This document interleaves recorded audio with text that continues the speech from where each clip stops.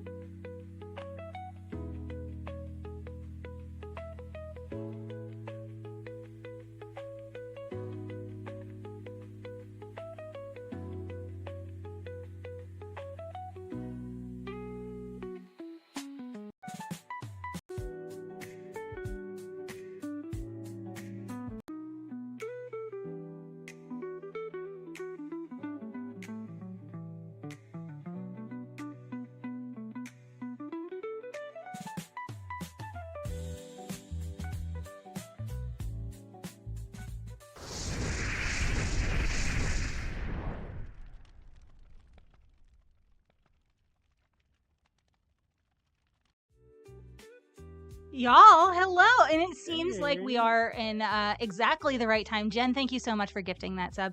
And y'all, Amazonian and CNC Power Hour, thank you both for sending your friends over here to us tonight.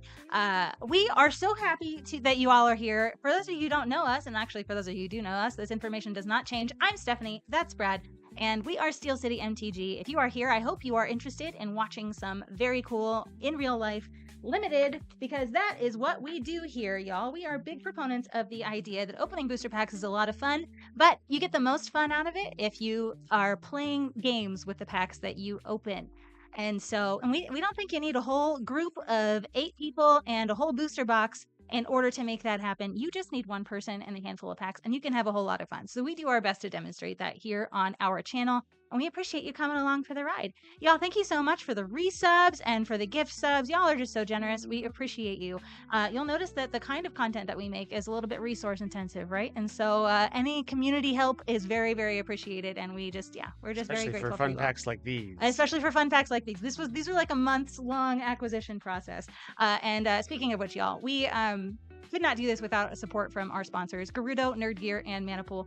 Y'all, we think that it's, we encourage you to utilize Maniple to buy all of your TCG singles and sealed products. We encourage you to accessorize those cards with Nerd Gear products, and then we encourage you to connect with each other and game with your friends on Gerudo. You might notice that we're using software that does not look like the typical multiplayer webcam experience that you're used to seeing streamers use, and that's because we're using Gerudo. And you might also realize that the image quality is better than what you're used to seeing, and that's not by accident. Gerudo has some great great resolution on their cameras, and it doesn't like completely downgrade your setup whenever it goes whenever you stream it. So love that. And that's what we're using presently. It's what we're going to continue to be using, and I hope we'll give it a try. Friends, okay, Brad, putting 312 points on you tonight. Goodness gracious. You're gonna do your best. Wonderful. I'm gonna try, Donnie. I'm gonna Maniple try. is awesome, y'all. And I have actually I have a little linky poo here. Something I would like to give you all, if you would like.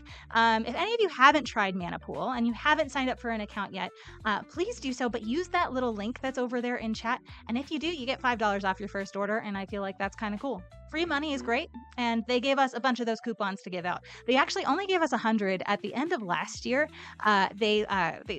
They were like, yeah, we'll give you 100 and we'll see. And we went through them like water. And so at the very beginning of this year, they were like, okay, we'll give you some more. And so they gave us 100 more. And I would really love to just tap that out immediately. So like share it with your dentist, your grandma, your friend, your spouse, your kids. Like literally share that link with everybody. Have everybody make accounts and save $5. I love that. I love giving people free money if I can. So friends, if you're new here, we crack real packs, build decks on camera, and then we play a best of 3 match against each other. But before we do all of that, especially when we are playing formats that are old, and I'm at the risk of making all of your bones crumble to ash, these sets were released in like roughly 2008.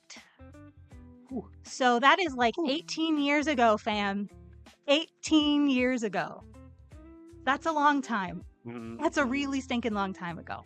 And so one of the things that we learned, and we learned this when we played Lorwyn and Morningtide 2 days ago, is that these limited formats are a little bit less structured than more modern limited formats, right?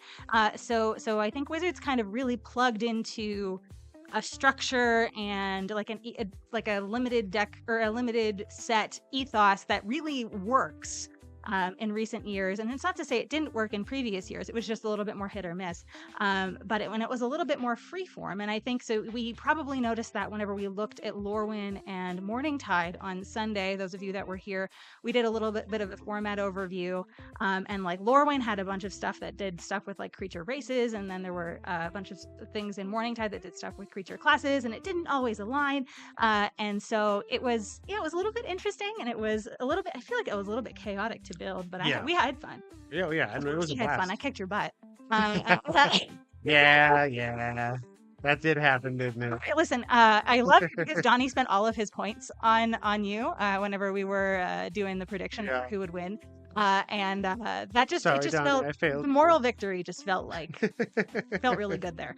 But anyway, y'all, So what we're going to do today, and this presentation is going to be a little bit less intensive than the Lorwyn and Morningtide one, because actually Shadowmoor and Eventide, as it turns out, they meshed together a little bit better than Lorwyn and Morningtide did. And so it's a little bit more of a cohesive environment this time.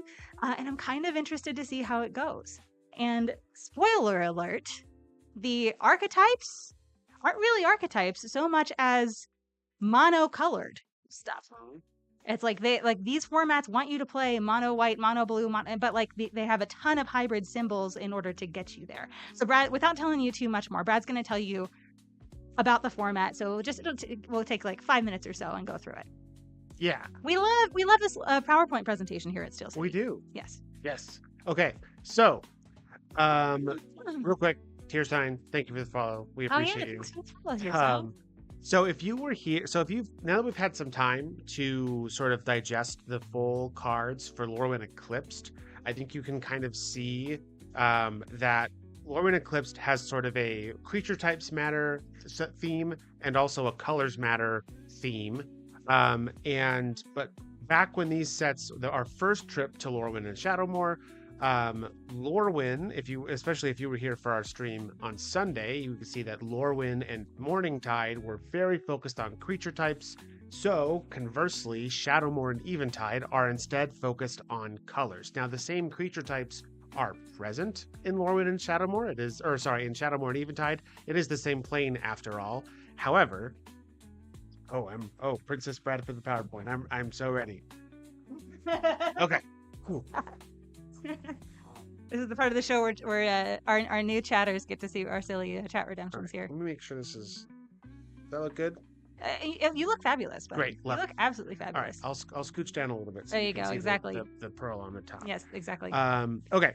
So these two sets, like I said, they're focused more on colors than on creature types, and so much so that, as Steph said, the format encourages you to build a one color deck. There's a lot of payoffs for having lots of cards of one particular color, or having lands of a singular basic land type, which is a huge departure from especially modern draft sets where you're heavily encouraged to stick to two colors. So in this sets, there's also a heavy emphasis on hybrid mana to help you sort of plug gaps and fill holes, but it also means that the cards that are white and blue hybrid mana cards can go in the blue decks and also in the white decks, so it makes that design space a little bit easier. So what we're gonna do is we're gonna go through some of the mechanics that appear in this set, and then we're gonna talk about the archetypes, and then we'll talk about which cards are the priciest and what we should be watching out for as we're opening our boosties. We opened Escape Shift on Sunday, and that was the like big money card of the set. Yeah, that was great. I liked that a lot. Okay. All right. So first up on our mechanics list is Chroma. And I got to pick the example card, so of course I picked the one that makes goats. Obviously. Yes. And is a Kifkin.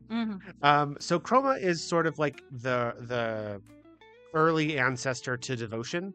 So Chroma effects look at a set of cards. It could be the number, like the permanents you control. It could be cards in your hand. It could be a number of cards in your library. And it counts all of the mana symbols of a particular type that appear in the mana costs of that set of cards, and then gives you an effect that scales on that. So you can see with Springjack Shepherd, you get a 0/1 white goat creature token for each white mana symbol that appears in the mana costs of permanents you control. I believe there's a blue card that you reveal, like you look at the top 10 cards of your library or something, you count the blue mana pips in those cards, and then your opponent mills a card for each mana symbol that was there. Yeah, that doesn't sound like it does anything with goats, so I'm not sure that I care about that. Exactly. I was just as an example of how it's different from Devotion. Yeah. So the effects vary wildly from card to card, and this also plays heavily into the hybrid mana themes because they are mana symbols of both colors. Next, we have Conspire. So Conspire is an optional additional cost that appears on instants and sorceries. When you cast a spell that has Conspire, or as you're casting a spell that has Conspire, you can tap 2 untapped creatures you control, and if you do, when you finish casting that spell, you will copy it. So this is, so you can look at Giant Baiting here, gives you a 4/4 red and green giant warrior creature token with haste for a turn. But then if you tapped 2 creatures, you could have 2 of them. And that sounds fun, especially for 3 mana. That's quite a bit of damage for 3 mana. Next on our list, we have Persist. This may be one that you are familiar with, but as Persist is sort of an early ancestor to Undying. So when a creature with Persist dies, if it doesn't have a -1/-1 counter on it, you return it to the battlefield with a -1/-1 counter on it. Very cool. Next, we have Retrace. Retrace is an alternate casting cost that appears on instants and sorceries in this set. You may cast a spell with Retrace from your graveyard by paying the card's normal costs and discarding a land. Note that cards with, unlike similar effects like Flashback or Jumpstart, cards with Retrace aren't exiled after you cast them from your graveyard. So as long as you continue to have lands in your hand, you can continue casting them if you would like. Then we have a very strange symbol, the untap symbol. This has never been abused once ever in Magic the Gathering. Nothing has ever gone wrong with it's the an untap extremely symbol. safe mechanic for them to reprint and reprint and reprint. Yes. Yes. So this is much like the tap symbol, except it just works in reverse. So you first have to find a way to tap your creature, such as attacking with it. Though there are some auras, such as Presence of God, in the set that give you ways to tap your creatures to get benefits. And then you can use the untap symbol, abilities with the untap symbol to untap that creature and get an effect. Notably, the untap symbol works the same way with Summoning Sickness as the tap symbol does. So if you have a creature enter tapped, you cannot untap it with the untap symbol until you've controlled it for a full turn. Then, last on our list, and certainly not least, is Wither.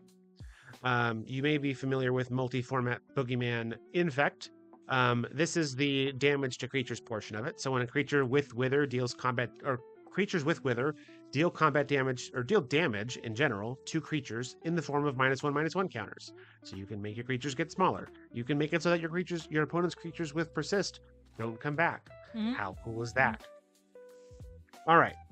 So those are the mechanics that appear in the set. Let's talk about archetypes. Which are just the Wooburg colors. Just the colors. Now you'll notice that the strategies that I'm about to talk about are not particularly novel for the colors. It's the archetypes in this set are kind of emblematic of the core of a particular color, just as it applies to having lots of permanents of the same color. So white, for example, is focused on making creature tokens and buffing your creatures, applying like board-wide buffs. Then we have blue, which is focused on things like evasion and card advantage, and there's a not insignificant mill sub-theme in this format, so which is like watch out for that. Well, if you get the cards for it, like limited like mill Una can be kind of good. Una, actually, now that I'm thinking about it, is incredibly good in a one-color format. Una would be. Yes. All right, then on to black. Black is focused on sort of 2 things, and that is attacking resources, so like making your opponent lose life or taking cards out of their hand, and also focused on -1/-1 counters. They have the largest share of Wither creatures in the format. And so dealing permanent damage, quote unquote, to your opponent's creatures is a thing that this color will be doing. Then we have red, which the internet has told me is the strongest archetype in this format. Red is focused, has a lot of effects that deal damage directly to your opponents. It also has a very large number of hasty creatures. This is not surprising. And then last, and maybe least, I'm not actually sure, certainly worse than red, apparently, is green, which is, as green is wont to do, focused on having the largest creatures on the table. Shock us down to maze. Wow. All right, let's talk about money cards. Bada bing. And friends, this is very important because we have a little store on manapool.com, and anything that we open that we're not like immediately putting into commander decks, we will put on manapool.com if it is worth like $5 or more, just because I feel like that's like the threshold that makes sense for us to ship things with. But yeah, you can definitely check out our store on manapool.com. If you look up sellers, you can look up SteelCityMTG. You will find us.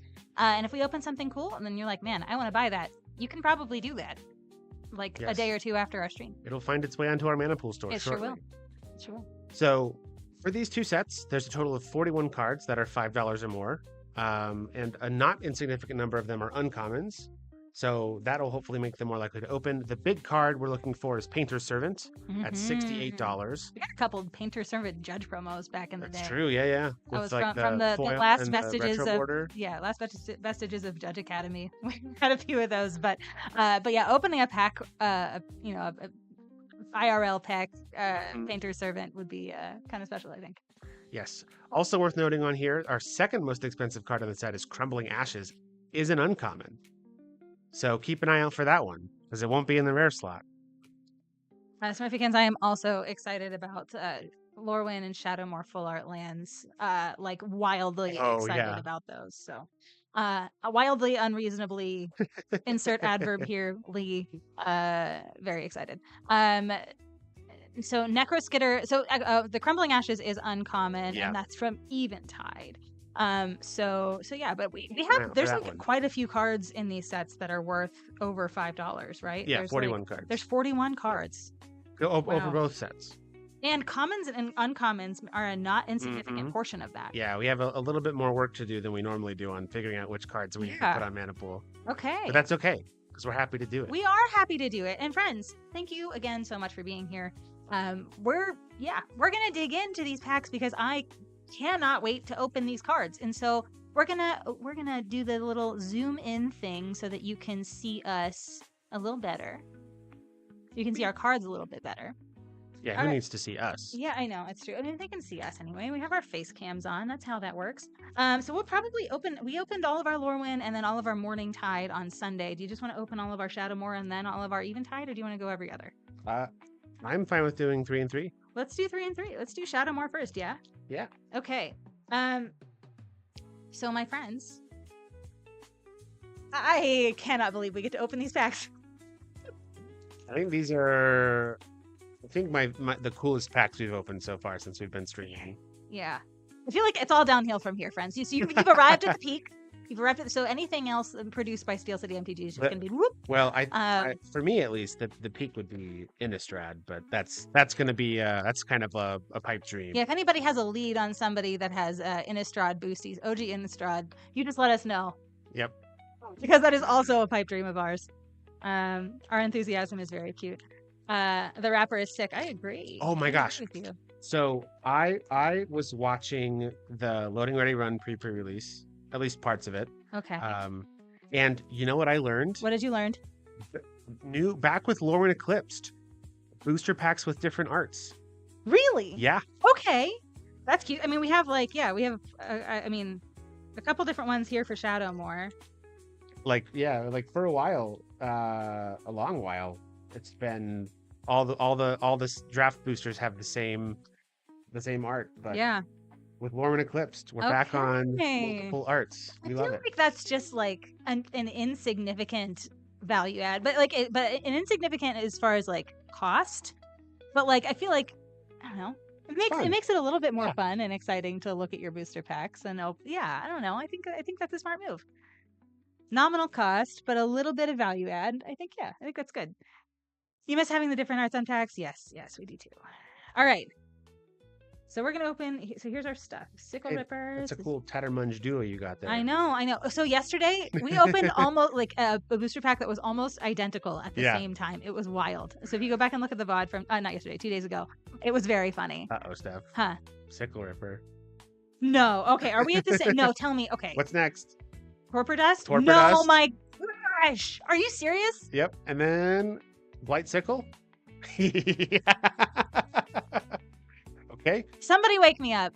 So the collation and old packs, turns out they didn't pay as much attention to this. So I have Somnomancer. Me too. Okay. Scar Scale Ritual. Okay, we've departed. Okay. Intimidator Initiate? Nope. Okay, all right. Sinking Feeling. Fate Transfer, that's okay, it does. Especially with -1/-1 counters. Just oh man, my creature with Persist died and came back, and also here, have this -1/-1 counter step. Yeah. Inquisitor's Snare. Gloom Widow's Feast. All right, now I'm at my uncommons. Are you at your uncommons yet? Yep. Okay. Tattermunge Witch. Okay, I have Tower Above, which is not a combat trick. This is it's kind of a removal spell. It's like a combat-y removal spell. Until end of turn, target creature gets +4/+4, gains Trample, Wither, and when this creature attacks, target creature blocks it this turn if able. Okay. I feel like that's a removal spell. I got the Horde of Boggarts. The signpost uncommon if there is any for this set. Okay, yeah, very nice. Yeah, we I had it because there weren't signposts really. There were like cycles of different things for these sets. I think we did like the Harbingers and then the Bannerets for Morningtide and Shadowmoor, or Morningtide and Lorwyn. Mhm. But for this, yeah, we just grabbed the cycle of things whose power and toughnesses are equal to the red stuff or blue stuff or white stuff you got. Yeah. All right, Boggart Ramgang. Yes, indeed. Haste and Wither. We love this. I played that in Mystery Booster. Yeah, it's a good card. Turns out 3-drop 3/3 with haste and a cool upside is like insane. So Filterland. Deep Channel Mentor. This card, I believe this card has worth some dollars. I think it is, yeah. I believe this card is worth some dollars. Look I at am controller unblockable. Oh. And I look at this. No. I'm in trouble, chat. Oh, so It's going to ruin me. So those of you who are new here, when we open more modern booster packs where you can open multiple rares like with reasonable reliability, Brad consistently opens about twice as many rares as I do whenever we do sealed. And so these older booster packs are like sweet justice for me because it means that the playing field is much more level. The odds of you opening a 2 rare pack are exceedingly low because it would have to be a foil rare, and I think foil rares were like 1 a box in these packs. And so it's like exceedingly rare that we would get those, especially if we're only opening 3 packs each for each of the sets. So any little edge that I can get over this man here, I'm going to celebrate. And so I'm not going to shut up about how awesome this is because I might have to meta you and play like a 3-color deck. always. Here's the deal. Like I pick the pack sometimes. Brad picks the pack sometimes. I think it's just the universe that likes laughing at me. And so, but Brad, I do have good news for you. What's that? And that is that Tiara time is over. Thanks, Tiara. Yes. Appreciate you. All right. But you got a rare land. I did. Look at what you. Bastion. I love when Brad opens a rare land and I open the bombiest of all bombs that ever bombed. I feel like you just are playing blue or black because if you resolve that Una, you can just ruin me if I'm playing a 1-color deck. I intend to. I fully intend to. And I have a foil here, and it's Sootwalkers. Y'all, can we just talk about how modern foils just don't get the job done anymore? Mm-hmm. Can we just talk about that for a minute? This is a common that I don't think I will ever play in anything, but look how gorgeous it is. Can we just It's pretty good. What happened? What happened to us? Anyway. All right, pack 2 for Shadowmoor, yeah? Yep. They are beautiful. Your Atlas scene box cards came pringled. Me too.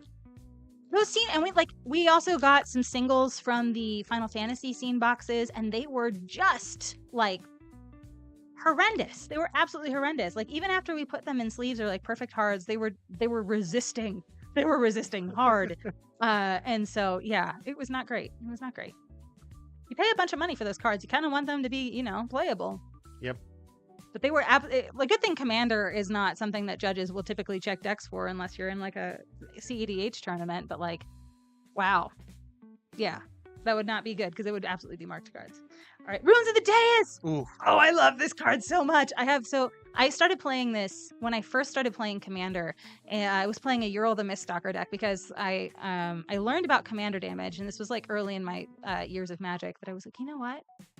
It really seems like if I can play with 21 life instead of 40 life, the game is easier.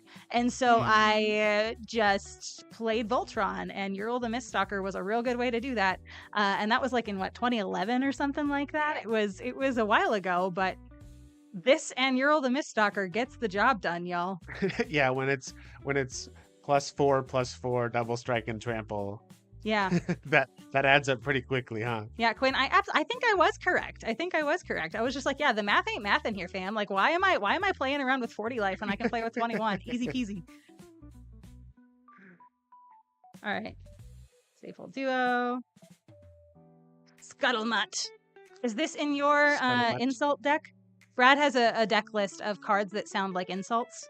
I don't think it is. I feel like Scuttlemutt's good. If it had an adjective in front of it. Oh, like maybe. okay. Like bleeping Scuttlemutt. Yeah, something. yeah, Okay. yeah. Got it.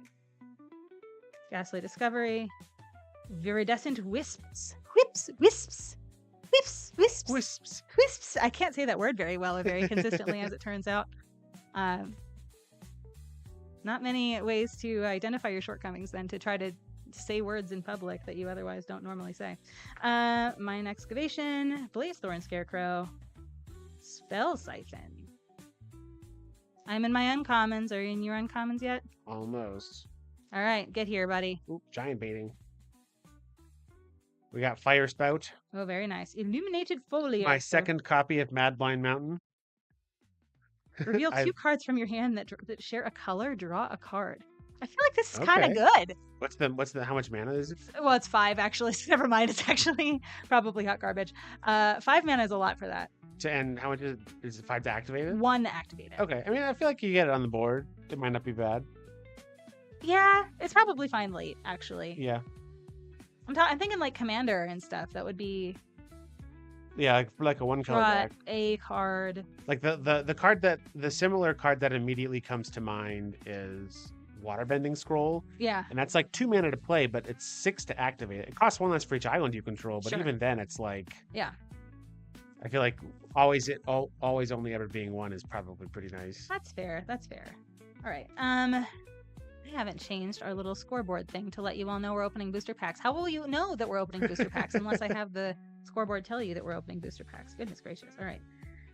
Prison Term. We love O-ring or pacifism kinds of things. Is there Schmutz on the card? Yeah, that's okay though. Oh no. Pale Wayfarer, and my rare is River Kelpie. I've got a Dire Undercurrents. You play this so card.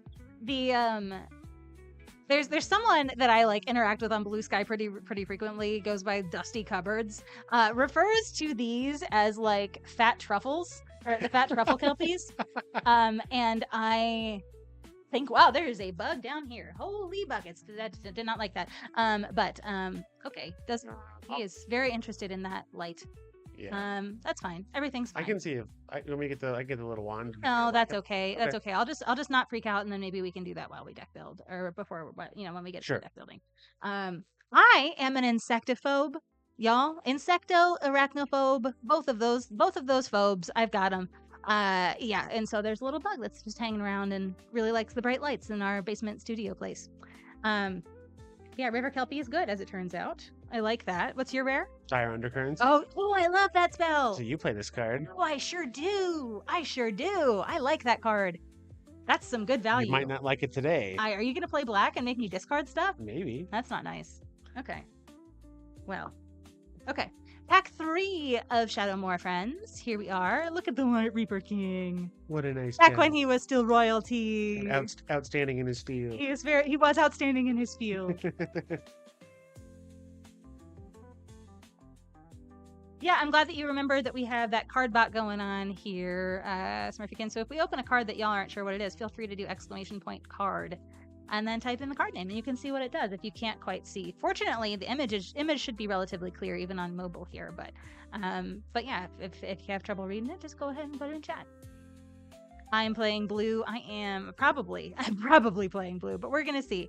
I have learned over the course of these limited streams that we've been doing for a little over a year now, that basing decks exclusively off of your bombs and your rares can be a trap if you don't have the cards to support it. Now, that's a good thing to look at, and that's a good indicator for how good your deck is going to be, but it is not the only indicator, and sometimes you can just outvalue your opponent with just an unreasonable number of commons and uncommons that make a consistent deck. And so you don't necessarily always have to have those big bombs. They help, and it's one of the ingredients that makes a good deck, but yeah, it's not necessarily the whole story. We're not playing Commander. We're not playing Commander. Yeah, you don't want to look at a legendary creature and just build an entire Commander deck around it whenever you're building a limited deck. You want to kind of look at your whole pool and try to be as objective about it as possible. As fun as playing Una might be. That said, I really want to play Una, and we're going to try to make it happen, but because it's a really good card, but I just need to make sure the rest of my pool supports it, you know? That's fair. Both of us have crazy pools. Yeah. Have I done a chaos game, just random packs? So actually, I will answer that question for you with a visual aid.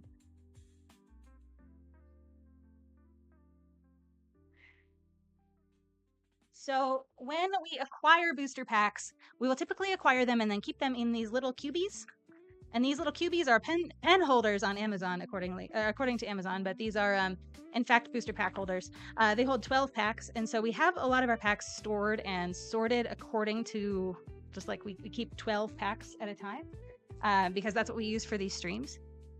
So all that to say, if we were to do chaos, it would throw our entire system into disarray, and we are not adaptable beings and could not possibly make that happen. No, I'm just kidding. But if we find that we have like a smattering of lots of different boosties that we want to play through, we will typically do like Pai-Gow or like like Pack Warsy kind of things. And we've done Pai-Gow / Booster Blitz on this channel before when we've had just like a smattering of extra packs. And so that's usually how we engage with those.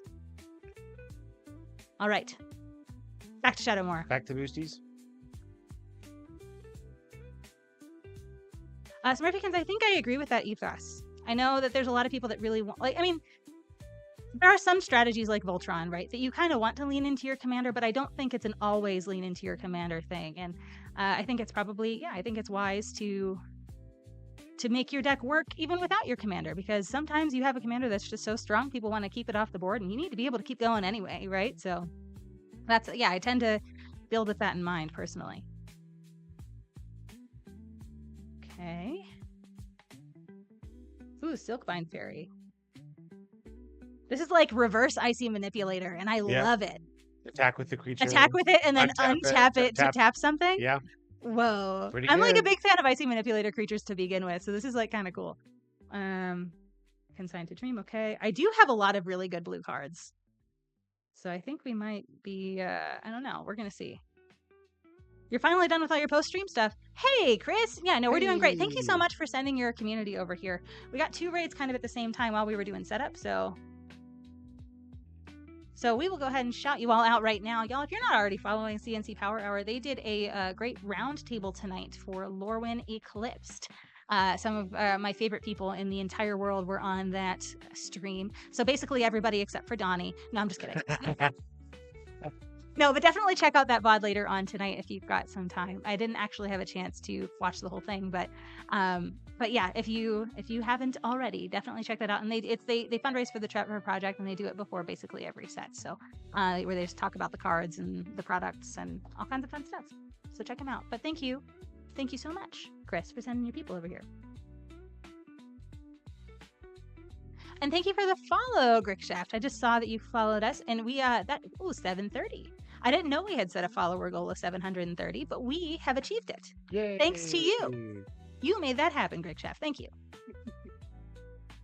You might hand us some curated Chaos Sealed pools at Commander Sealed this year. Listen, John, we will not say no to boosties. You know us. Mm-hmm. You know us, and you know we'll put them to good use. Ember Strike Duo, Gleeful Sabotage, Ink Fathom Infiltrator. Ooh, I like this card. Peach.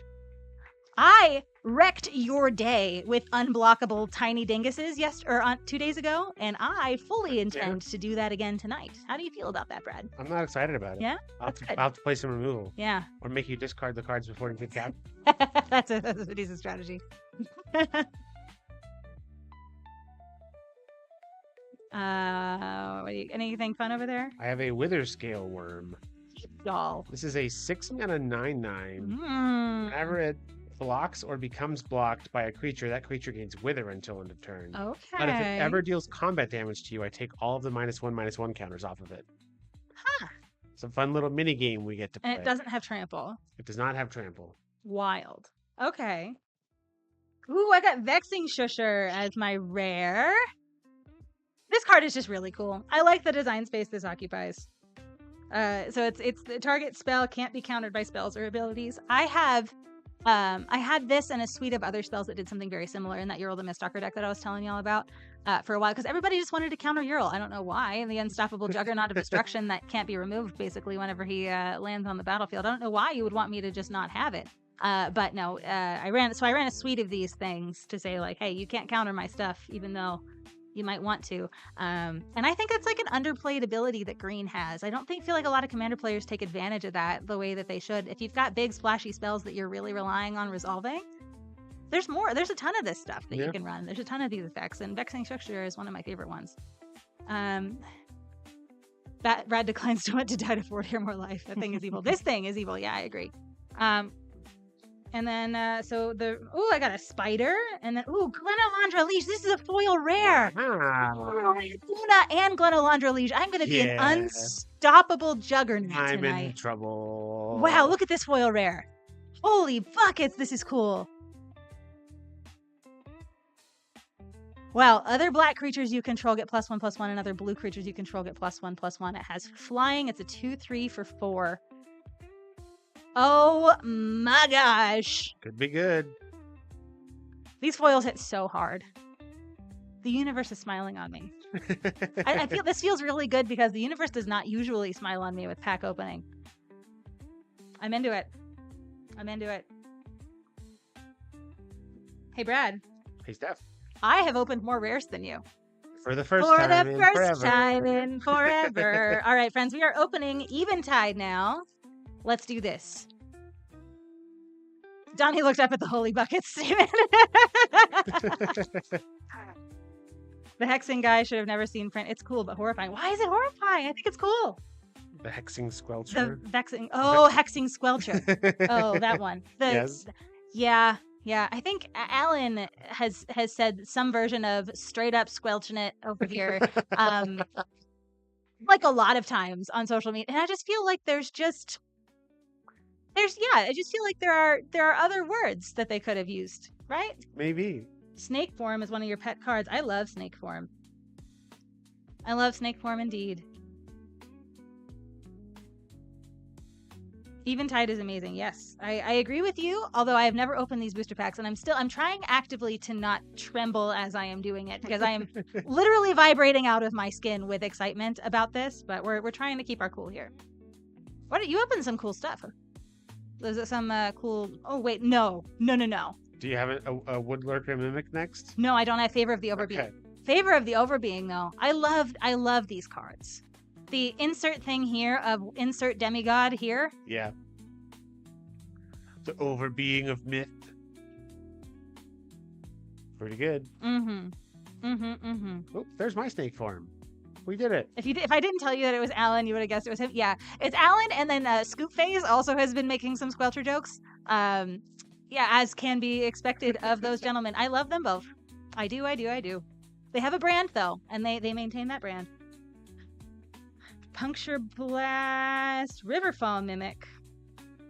I got a Bogle! Bogle. Bogle. So slippery. He's so slippery. Look how slippery he is. Good for your Overbeing card. I forget what it's called already. He's got feet hands. All right, Dusty Cupboards, where are you, buddy? Are you here? I found a Noggle. Alert. I found a Noggle.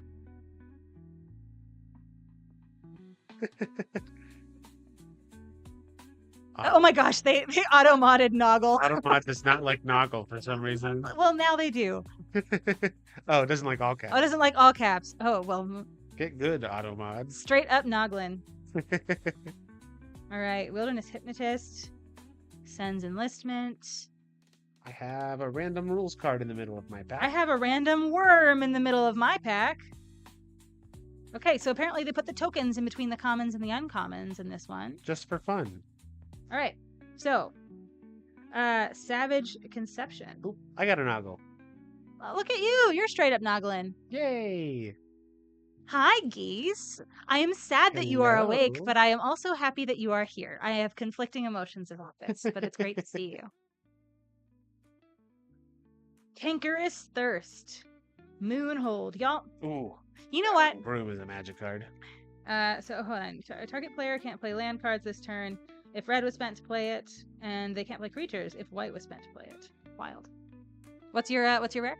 This is not my rare. Oh, okay. My rare is Deathbringer Liege, though. Okay. My rare is Mercfiend Liege. Sick. So blue is probably I'm going to just be playing really good mono for you. blue. Huh? We're going hard mono blue here, I think. It's going to be very hard for me to not go hard mono blue.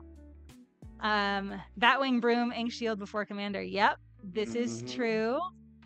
Yep. If there was one thing you learned from Roundtable, it's that Donnie likes Noggles. Donnie is a Noggler. This is true. This is true. He Certified is part of, Noggler. He is part of the Noggle fan club. It's my understanding that there's some level of organization to the Noggle fan club. I've been trying to get in. I don't know that I've been successful yet. I think I just need more passion. Soul Reaper. All right. Woodlurker Mimic. Flame Jab. Another snake form. Y'all, this is going to be my removal. This snake form thing, we're just going to run a crap load of it. And we're just going to say, hey, Brad, your coolest thing is a snake now. And also, this is a cantrip. So get wrecked. These Kithkin, they really don't like Will. No, they sure do. Why are they so angry at Will? I don't know. What did Will do? I don't know. But they've got some fire for it. Donnie appreciates the weird little guys. Is that why Donnie doesn't like me? Is that because I'm a weird little girl and not a weird little guy? No, I'm just kidding. Nice 5/5. It's a 1/1 now. Just eat it. Exactly. Harvest Gwillian. Kithkin Zealot. I love the weird little football-headed people. I just love them. I love Kithkins. I love them so much. Okay, hold on. This is one for the insult deck if it wasn't black. Odious Trow. So maybe if Wizards does change hybrid mana, Odious Trow can go in the Flubs deck. I'm a weird little step. This is true. I am. Y'all, I have a Brigid Hero of Kinsbale commander deck that I have had for literally ever. It's a mono-white Kithkins deck. And I am just so excited. Not for like really any of the rares. I know the Brigid in this cycle or in this set is green and white. But I just love the weird little Kithkins. I love them. The mono white ones are wonderful. We've got a few over the years, but not a ton. This set, I think we're going to get a bunch. But yes, this weird little Kithkin Zealot is in the deck, and I am a big fan of it. If you didn't like me, you wouldn't pay attention. I know.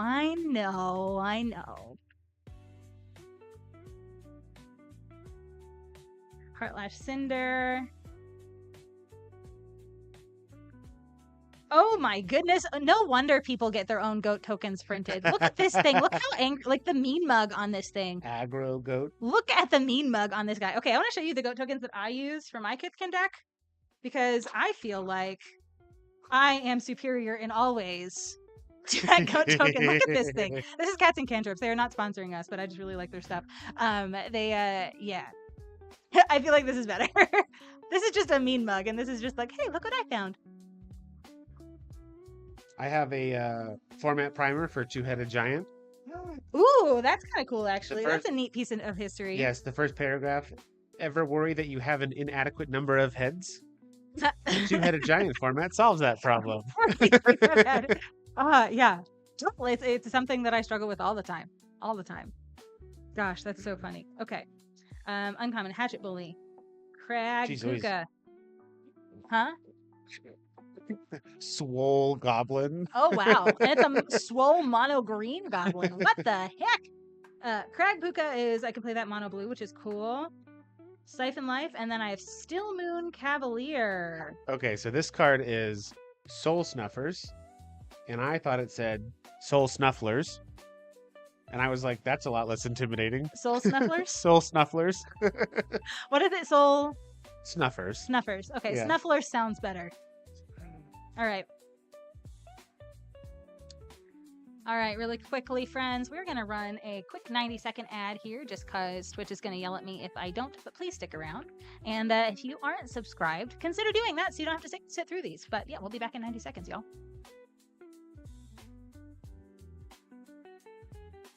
All right, Brad, last pack. So if you are here, friends, that means you are a subscriber, and we appreciate you for that. Thanks for supporting us.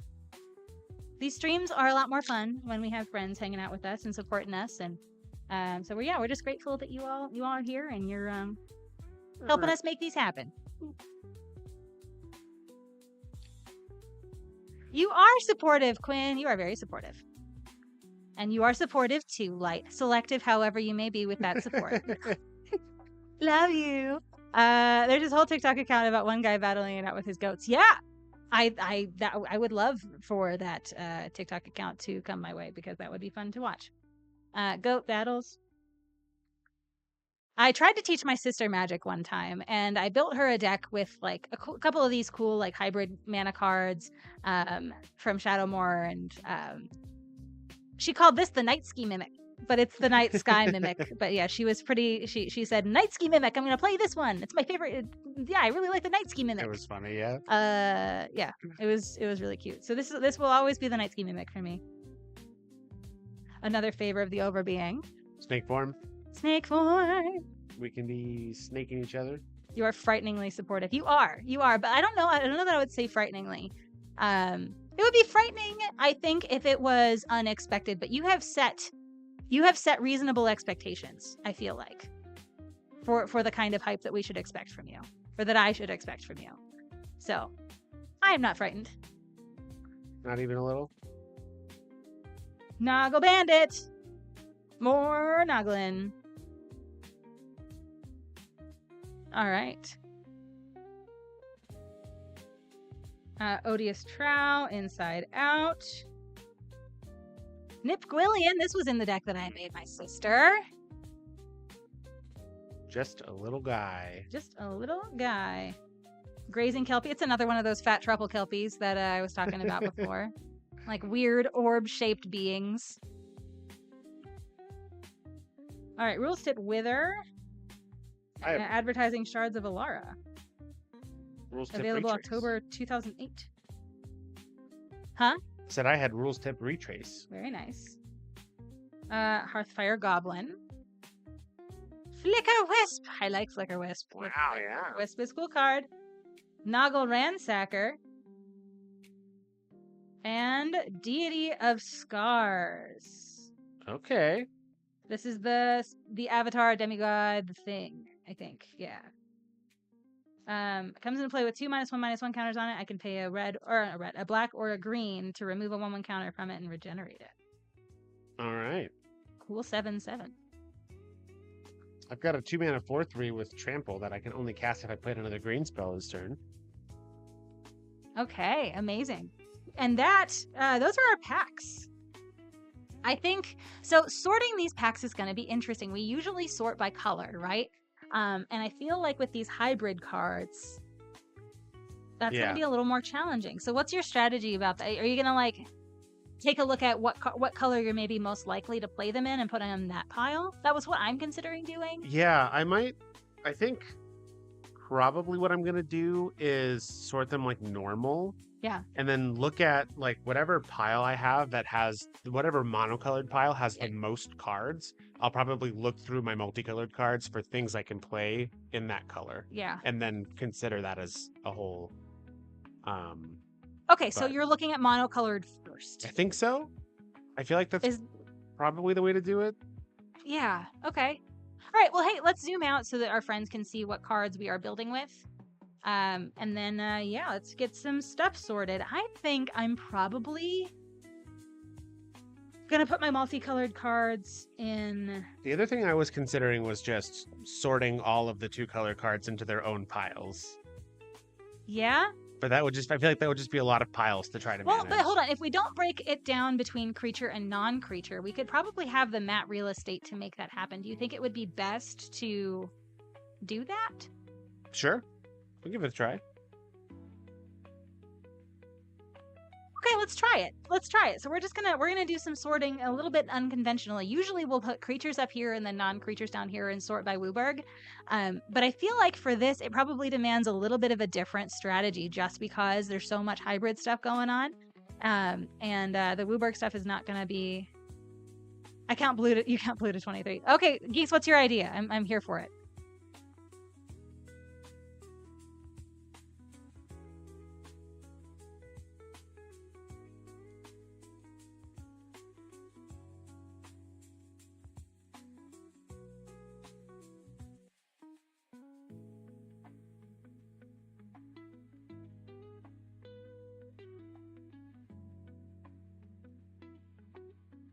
I'm ready for your idea. For allied colors, make half half piles below the regular color piles. Yeah, that's fair.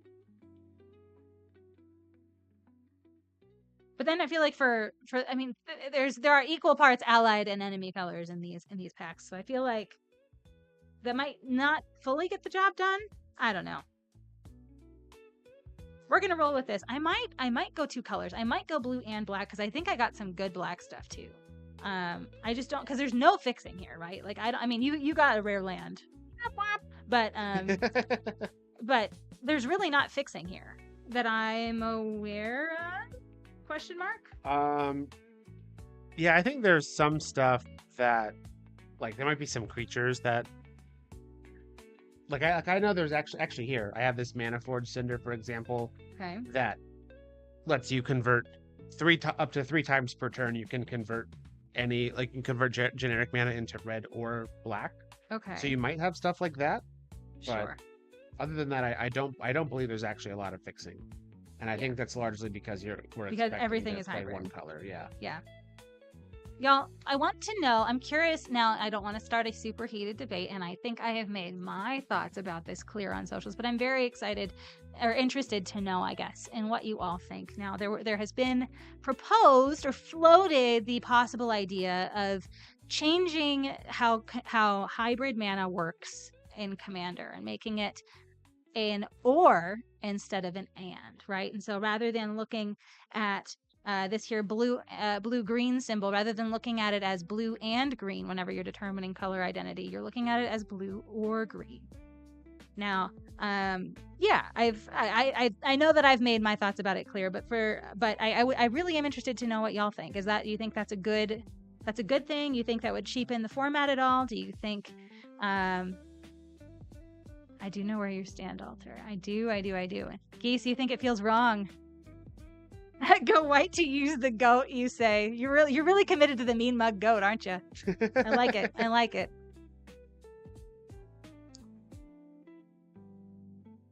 Yeah, I know that there's some different thoughts here. I guess follow-up question, do you think because I do think that it, like, anytime you introduce a rules change, whether or not the outcome of the rules change is more or less complicated, I think there's some debate about that. Whether or not the outcome is more or less complicated, the action of making a rules change is in itself adding complexity, because you need to communicate to people, and it's a whole, like, there are millions of people that play this game, right? And so yeah, is that added complexity worth it? Is it worth the potential value add?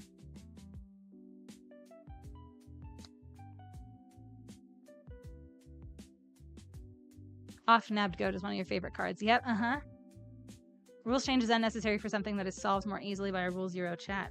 Yeah, okay.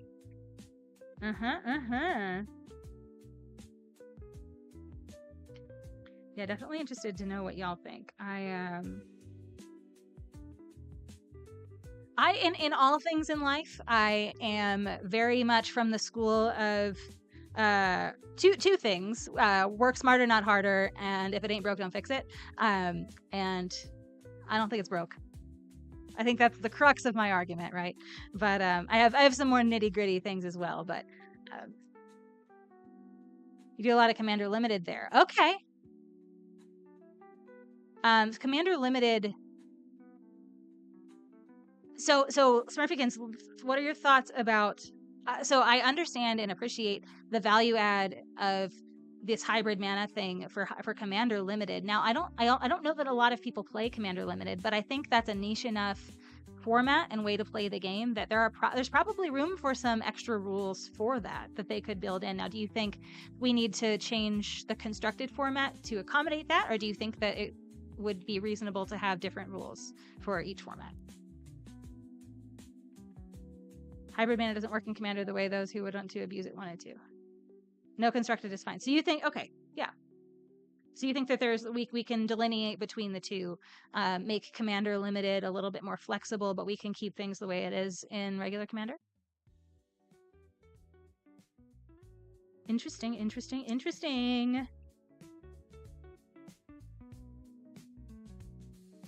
Y'all, this has already been so fun. Brad and I, like, after Sunday's stream, we just kind of looked at each other and we were like, damn, that was good. It was so fun. That was so fun. And this has already been so fun, and we haven't even started playing yet.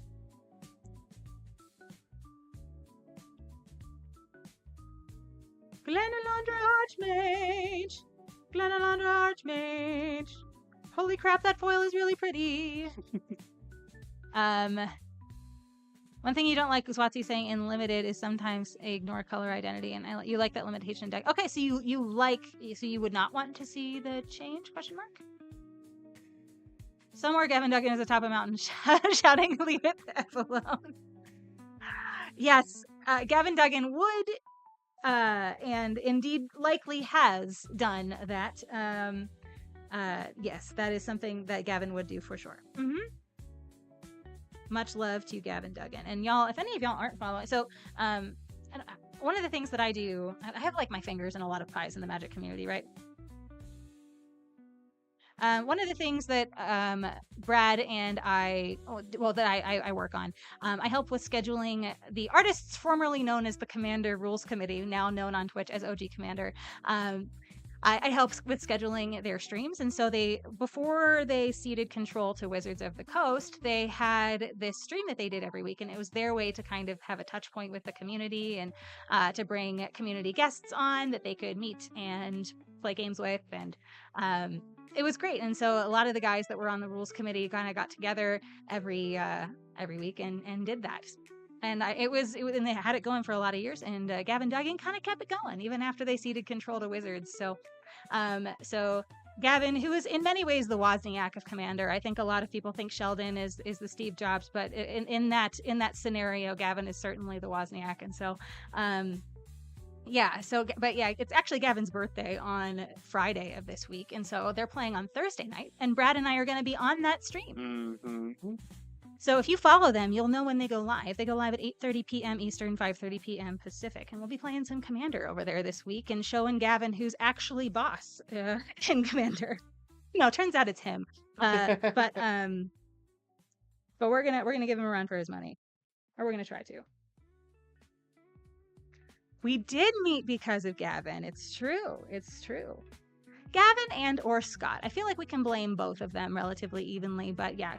I think, Gavin invited you to the little shindig that we did in Vegas, and I think that's where we met. Yes. I yelled at you because of Gavin. I don't know if inviting you on a stream is yelling at you, but I did do that. But yeah, no, it's a good time, and it's OG Commander, I think, is a really apt name because Gavin just plays old school stuff all the time. Like he doesn't build new decks especially often. He does occasionally, but yeah, it's definitely a celebration of like the golden years of Commander in many ways, and I think that's fun. So.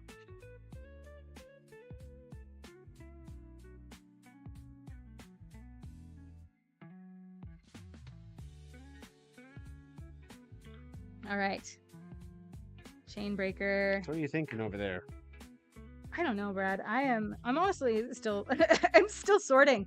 I don't think this method was actually that good. I think I probably should have just done a different method. I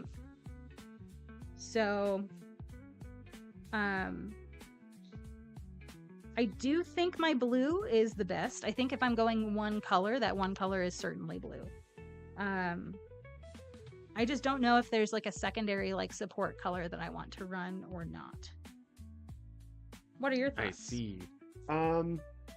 I feel like I'm probably going to be playing like either white, black, or green. Those are a lot of options. Yeah, well, and that's largely because there's so many hybrid cards. Okay. Like I'm looking at this, like I have 2 copies of the Woodlurker Mimic, which is a 2-mana creature that if I cast a black and green spell becomes a 4/5 with Wither, which seems really good. Sure. I have where is it?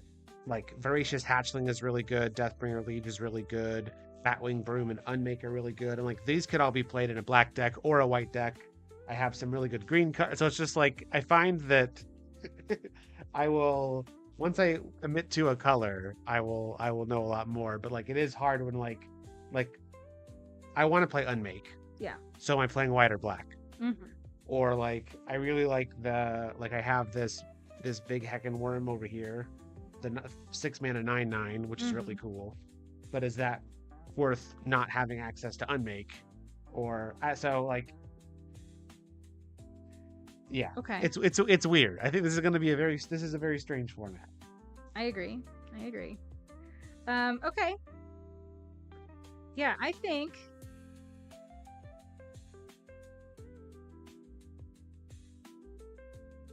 I think I do need to play blue. I think blue is my primary color here. So I'm gonna see what that looks like then. So I need to see what I'm missing out on, I guess. Maybe that's a good way to do this, is see if there's something that I think is like game-breakingly good that I'm missing out on if I don't play things that don't involve blue.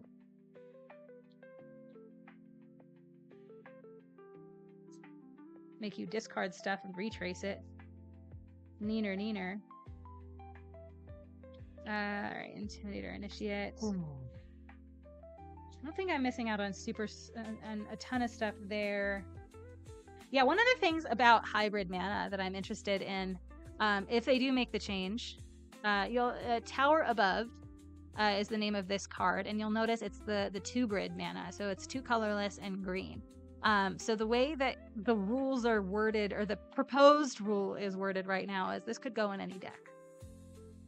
Because it could be colorless or green. And so, yeah, I'm interested to see. I would love to see some discussion about that from them before any rules decisions are made. I would love to see some more discussion about that for sure. That's what I will say. I don't think I'm playing that. Now, is there anything that I'm missing here? I do like the Stillmoon Cavalier, but I don't think it is good enough for me to play that much black. Now, the Deity is sad to miss out on, but I can't commit to 5 black pips. There's not a world in which I can commit to 5 black pips here, so I think that goes. I think these green cards go. Yeah, I think we're in blue. It's sad to miss out on this red-green stuff because I do like these cards quite a lot, but I do think blue is the way to go. Now, I do have a ton of colorless things, right? And so I've got some good creatures here and some non-creatures. There were some equipments that you kind of wrecked my day with. Well, you tried to wreck my day with, and we're almost successful, but didn't quite get there on Sunday. And I feel like things like equipments, things like combat tricks, you see them a lot more in older limited formats because like combat mattered a lot more, I feel like. And so the extra 1 or 2 damage that you get from those combat tricks, or 2, I guess 1 to 3 damage that you get from those combat tricks that you get from those equipments, can sometimes really, really, really matter. And I feel like the stats are just so big on our creatures nowadays. I feel like those just matter less. Is that something that other people are experiencing too? That's something that I think I've noticed. Yeah. I don't know if it's a value add or a value detractor. I genuinely don't. I feel like it's fun to like shake it up. It's just hard to release a new set that is designed kind of like an older set, and next to a set that's designed like a newer set, because the newer set's obviously going to be more powerful. Yeah. We'll see how they develop things for sure. I know they have good people on their team. I know they have good people on that commander format panel. I trust the judgment of most of them, I think I would say. And so I think that in general, we're in good hands. But ultimately it is Wizards' decision, right? So the people on that format panel are advisors. And ultimately the decision is Wizards. So yeah, interested to see what happens there. Okay. I'm gonna separate some creatures and non-creatures here, and we're gonna see what we're working with. So you're doing for sure blue? I'm for sure in blue. I think I'm probably gonna be primarily black and maybe secondarily in white. Okay. So I'm gonna just remove the stuff. This is so weird. Yeah. So we played Theros pretty recently, right? So we did a Theros block showdown at the end of last year, which was really fun. We did one night of Theros, one night of Born of the Gods, one night of Journey into Nyx, and then one night of full block sealed. It was great. We do these like little throwback things every now and again when we have the funds and the materials to do so.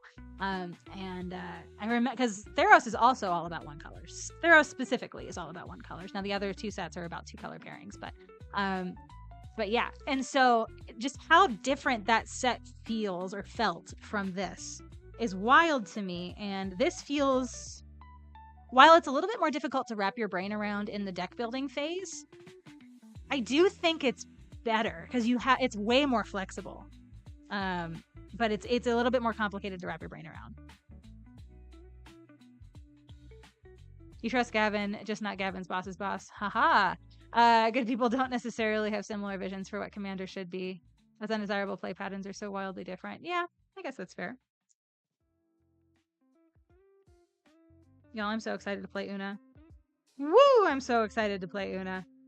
It is unreal. Okay. I'm going to pick out my favorite instants and sorceries. I'm going to pick like 6 or 7 of them. My favorite, I guess, non-creatures. Now, Consigned to Dream is good. I think I like Spell Scythe in here. Draw 2, discard with Conspire. I don't feel like players in contemporary limited environments play card draw spells as often as they ought to, just because I think there's so much incidental value on so many creatures now. There's not a lot of things that there's not a lot of things that actually generate card value and that's the only thing that they do that people will often play anymore, I find. And I think that's I still have 2017 limited brain where I love those spells, and so this Ghastly Discovery, give me. So yeah. But yeah, I think that there's just so much incidental value stapled to all of the stapled to your default creatures, right? It's a little bit less necessary. Necessary? It's a little bit, huh? A little bit necessary. So, Steph, I don't want to concern you with anything, but I have this card called Drain the Well, which is a 4-mana sorcery that says destroy target land, you gain 2 life. Oh. And then I have this other spell called Poison the Well. That's destroy target land, its controller loses 2 life. Are you going to destroy my lands, home? I might. That's the biggest party foul. I might be that guy. So much cantrip built into everything to make them costed right. Yeah. I think that's why I'm not a scholar of limited, y'all. We play a lot of sealed. We're not doing this because we're the best at it. We're doing this because it's fun and we want to prove a point that playing games with your booster packs is more fun than just cracking them for value. So, but in the limited wisdom that I have, and I mean that in the size and scope of my wisdom, not limited, or wisdom about limited, but also that too, I guess. I think that the value stapled to your default magic card or insert magic card here, I think is just higher than it was in years past. And so things that just do things like draw cards are just seen as less valuable. You're still a sucker for painful truths. I am too. Or the treasure token refund on mana costs. Yeah, there's a lot of those. Now I'm a little light on removal here. So I have a return to hand, I have a counter spell. I've got a the creature is tapped and doesn't untap. And then I've got some cantrips and card draw. I don't have a lot of removal here, but I think some of my creatures can interact with the board a little bit, so I think I'm going to lean into that as best I can. Yeah. Gosh, this is a hard deck building phase. Do you feel like this is really complicated for you? Yeah, I do. Because it's so hard to see what cards you can actually play with if you're just committing to one color. I was feeling really good about my cards focusing as a mono black deck, but this curve is atrocious. Yeah. I have 1, 2, 3, 4, 5, 6. I have 7 creatures at 4 mana, and I feel like I just can't I can't play a deck that's that heavily weighted at 4 mana. Right. No, I feel And so that. now I'm like going like, do I go back to the drawing board and like maybe white is the answer? I mean, you could try it.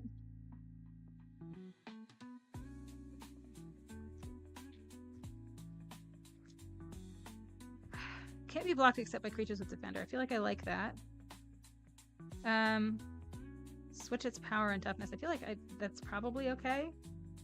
The Crag Puka. Wee Kraglin. I don't know. I don't Kraglin? know where that came from. Return a land I control to its owner's hand. I feel like that's actually actively bad. I'm besmirching Noggles, don't tell my friends. There were so many Noggles. It comes into play, each player draws 2 cards and then discards a card at random. No thanks. Wilderness Hypnotist. Now, I feel like this card... So we try not to meta each other. So we're trying to build decks that we think would be the best in general. Now this card says, tap target red or green creature gets -2/-0. I don't know if Brad's going to have red or green creatures. Now I could look over at his board and make decisions about that, but I'm not going to. But I think I would maybe possibly play this in limited. Otherwise, red or green seems decent. Dragon's Mark. Hey, Dragon's Mark. Thanks for the follow. I'm Steph. That's Brad. It's nice to meet you. We're playing some Shadowmoor and Eventide tonight. We cracked some IRL boosties and are playing some Sealed in celebration of and anticipation for the launch of Lorwyn Eclipse this coming weekend. We're real excited about it. We're going to be doing a lot of streaming this week, y'all. So tomorrow is Arena Early Access, and I have some time tomorrow afternoon. So I believe 1:00 p.m. is when they allow the floodgates to open and they allow us streamers to get online. So I'm going to be playing some Arena tomorrow. Tomorrow during the day from about 1 to 5 or so, 1 to 6 or so. Yeah, we're just going to be jamming some Arena Limited all day long tomorrow, and I'm real excited about it. We're going to be getting a first look at Lorwyn Eclipse. So if you aren't doing anything tomorrow, or if you are doing something and you'd like to second screen me, I would love that. But yeah, I'll be live tomorrow afternoon at about 1 p.m. Eastern. And then Brad is actually going to do the early access streamer event in the evening. I believe he's going to go live around 8:30 or so. So that's our game plan. 8 or 8:30, Brad will be online, and then I'll be online around 1. Then we'll take a break for dinner, and then he'll get online. It'll be a whole thing, but it'll be great. We'll have a ton of fun. And then Thursday, again, we're playing with OG Commander, but we're going to be on that channel. And then Friday, we are working with our local game store, The Vault, who is providing us with product to do a pre-release at-home stream. And so that means we're going to get a chance to crack some IRL Lorwyn boosties at 12 p.m. Eastern on Friday. So hopefully that's before you go to your local game store to play some games with them in real life and to do pre-release. You'll get to see us crack those packs in real life and do this 1v1 sealed thing that we usually do. So it'll be nice and early on Friday so you can get a first look before you get to your game store. So I think that's kind of fun. You've been lurking since Amy's stream rated. Okay, very cool. We're so glad that you're here. Thanks for hanging out with us. You're up to 1,000 points now for Brad. Okay.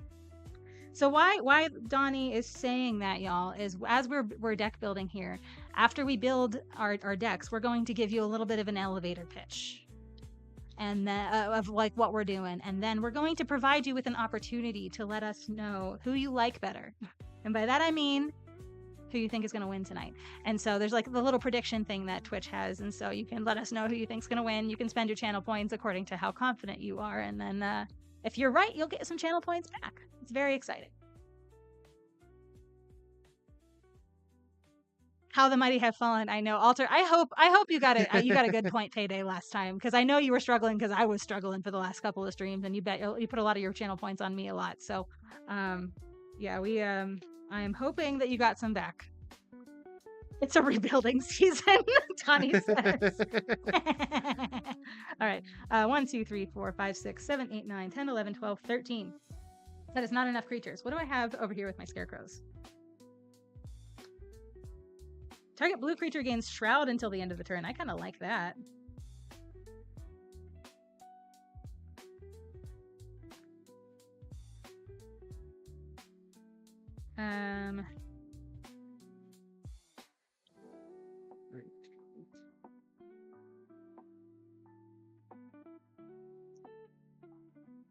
target creature becomes the color or colors of your choice until the end of the turn.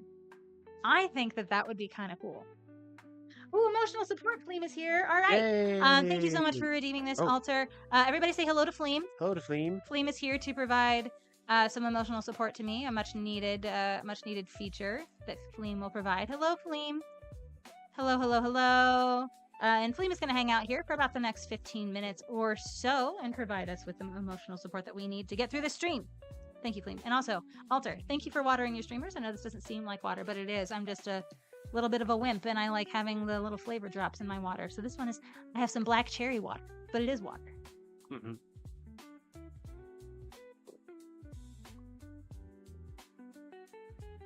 I've been talking a lot, so watering your streamers is very important, friends. Okay. I think I like Shell Sunken. I don't know if I want any of those other things.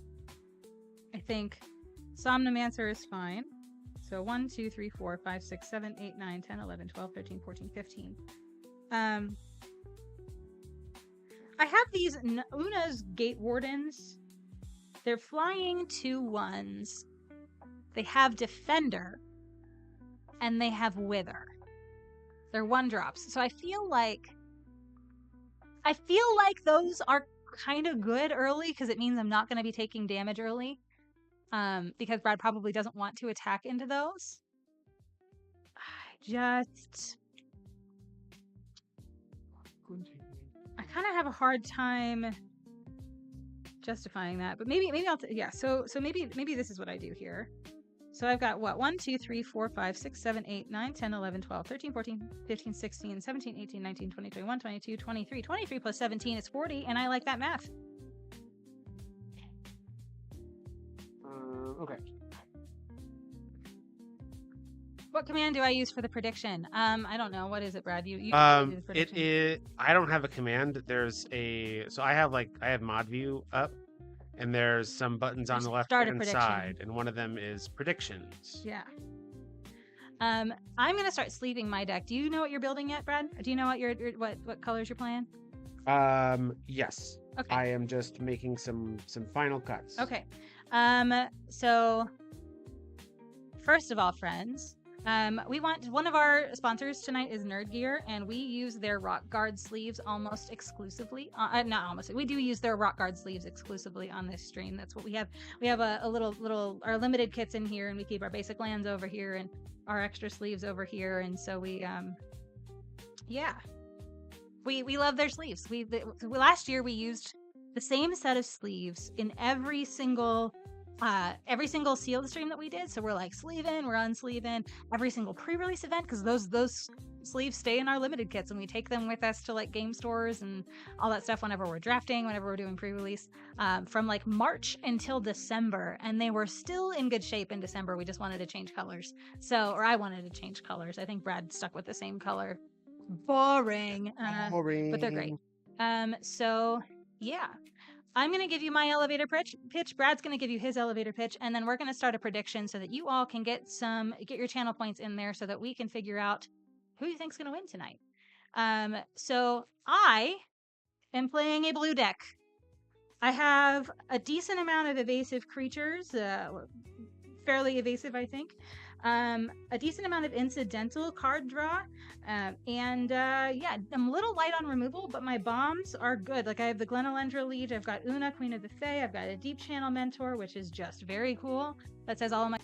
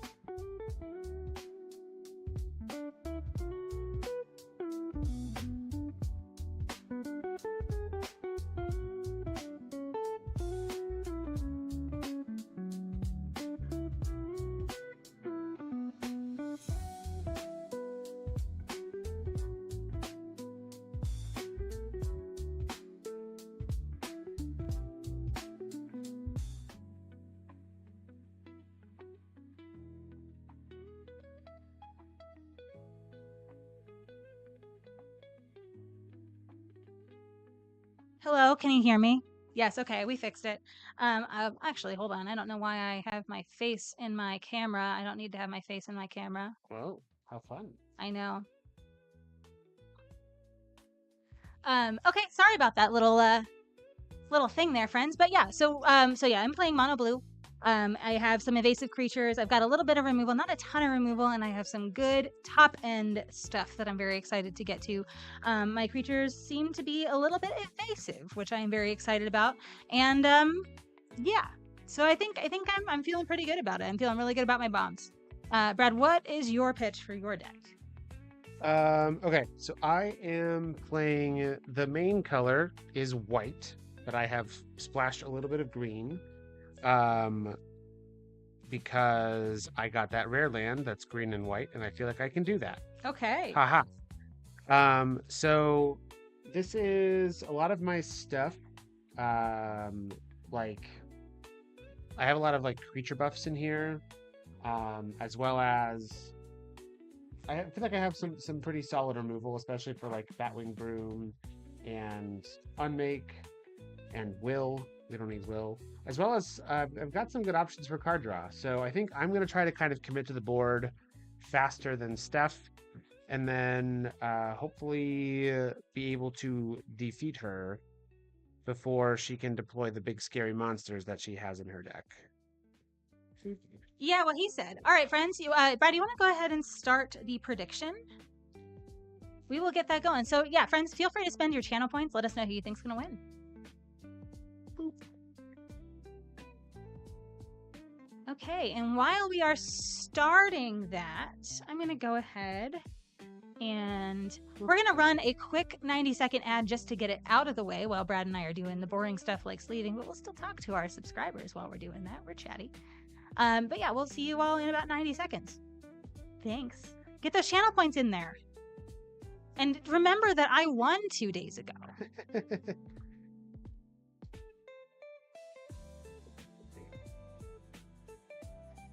So one of the things that we realized we were going to run into is that the lands that we have in our basic land kit, or in our limited kits, we have, I think, 12 of each land? Yeah. And turns out when you're building a monocolor deck, you need more than 12. So I had to go and I went and got one of the basic land bricks, or two of, I guess, the basic land bricks that we got from opening the vast numbers of fat packs / bundles that we've opened to get these boosties. So we've just got lots of basic lands. So we have some that are already in our basic land kit, but we'll probably use these to supplement. Yeah, that's how we're gonna do things. But yeah, these rock guard sleeves really do rule. So I hope you'll give them a try. And you can save money we have like a code with Nerd Gear. You can save money if you shop with our code, but it also helps our stream. It's like an affiliate thing, so they give us dollars if you spend dollars there and use our code and stuff. It's kind of cool. Johnny's going all in on Brad again. All right. Love this. My rare is shinier than yours, and by that I mean I have a shiny rare and you don't. It's true. Look how pretty this is. Wow. Yeah. Wow. We love that. Not allowed to put in your channel points in your region. Oh no! Oh no, geese! We gotta get you a VPN. That's what we gotta get you. Get you a VPN so that you can spend some channel points with us.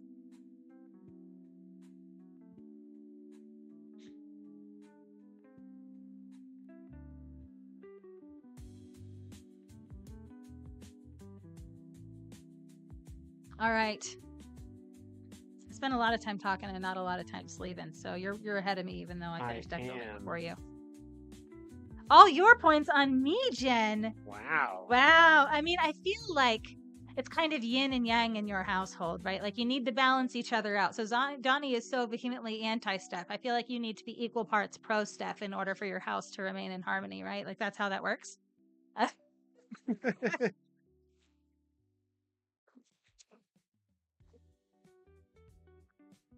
You're there to steal your V-Bucks.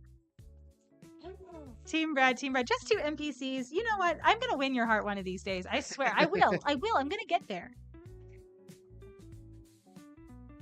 Fleem is still here. Alter has re-redeemed the emotional support Fleem, so we're gonna hang out and hang out with Fleem for a little bit. All right. That's how that works. Yeah, I thought so. I thought so. All right. I need to get my Islands. So we've got what? 1, 2, 3, 4, 5, 6, 7, 8, 9, 10, 11, 12. Okay. And I need to find 5 more islands. 1, 2,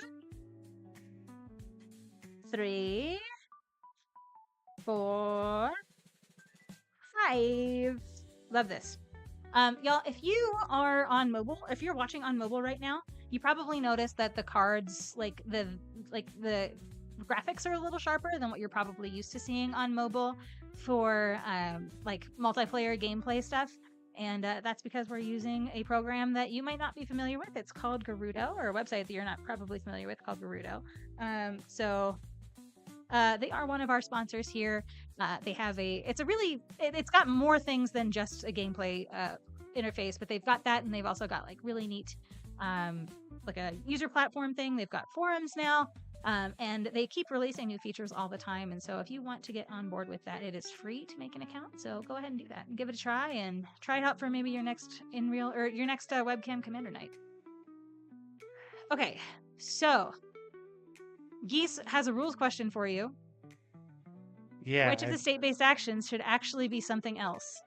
Not a rules question per se, but a sort of rules quiz. Not even really sure I understand the question. So I guess my answer to your question is I'm not sure. I have reviewed the list of state-based actions in the past and been generally satisfied with all of them being state-based actions. Scarecrow, Steph. All right, we gotta wear a hat. Very on theme. Alter, are we? Is this science that we're doing? Are we doing hat science again? I know you keep stats. You keep hat stats. Look at how cute this little thing is. All right, yeah, I know you keep hat stats. So is this part of your science?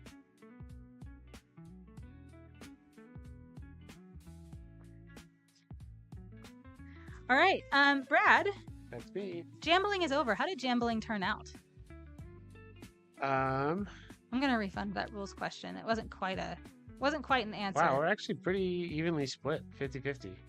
Okay. Slightly in favor of you. Slightly in favor. I really think it's because I demonstrated my prowess 2 days ago.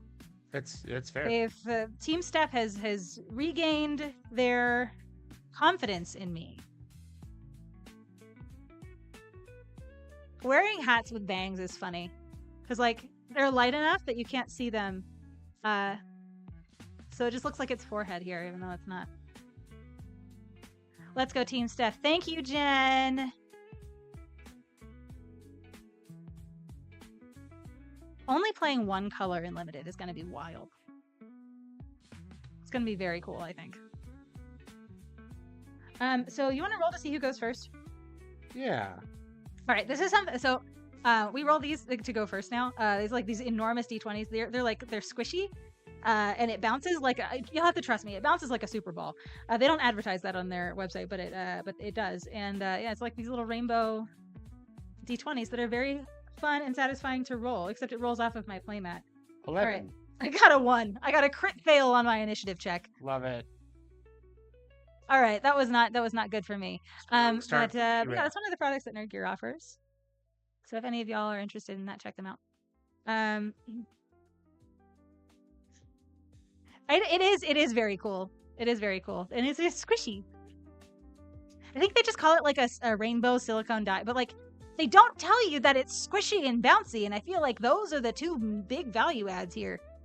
You can like throw it on the ground and bounces everywhere. And now, granted, bouncing things that are not perfect spheres can kind of be a chaotic mess, but maybe that's a value add for you. I don't know. Who knows? Blue player pregame with card advantage. I am number 1. It's true. It's true. At least I try to be, right? Okay. Okay, okay, okay. I like it. 4, 5, 6, 7. Are you gonna go first, Brad? I bet you are. Yes, I'm going to go first. Have you mulliganed? Not yet. I'm keeping the starter, and I'm gonna keep it enthusiastically so as to intimidate you. Okay. Mm-hmm.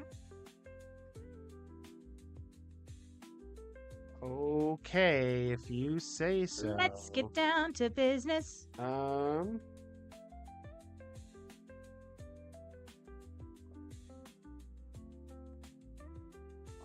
You know, I'll try. No, I shouldn't. I should mulligan. Love to hear that. To defeat the Brad. See, you all are reading each other's minds over there. Hey, Steph, it's good to see you. Hope you're doing well.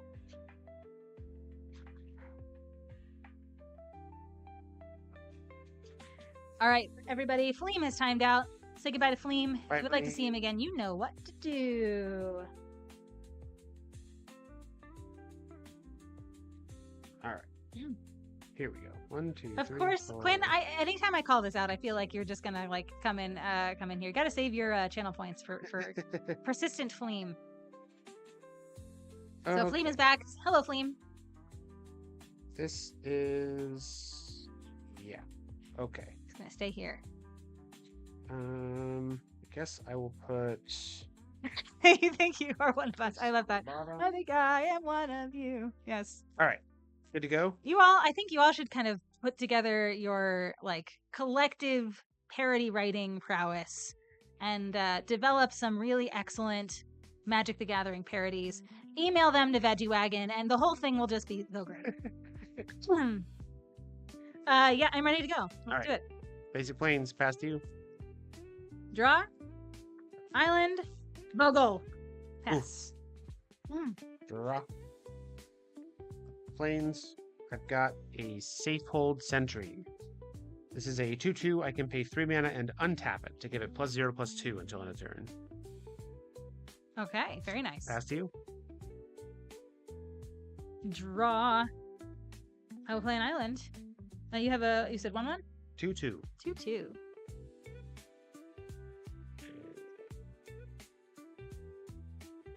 Well, I am gonna pay 2 and play the Shortcrasher Mimic.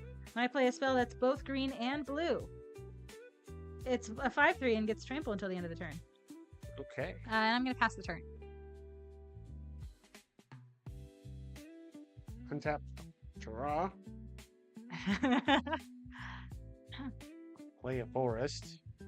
Let's go, Brad. Let's go. I'm gonna go to combat, Steph. Yes. Attack you with 2/2. I'm gonna take 2. Okay. I will pay 2. No. I'm just gonna pass to you. One job.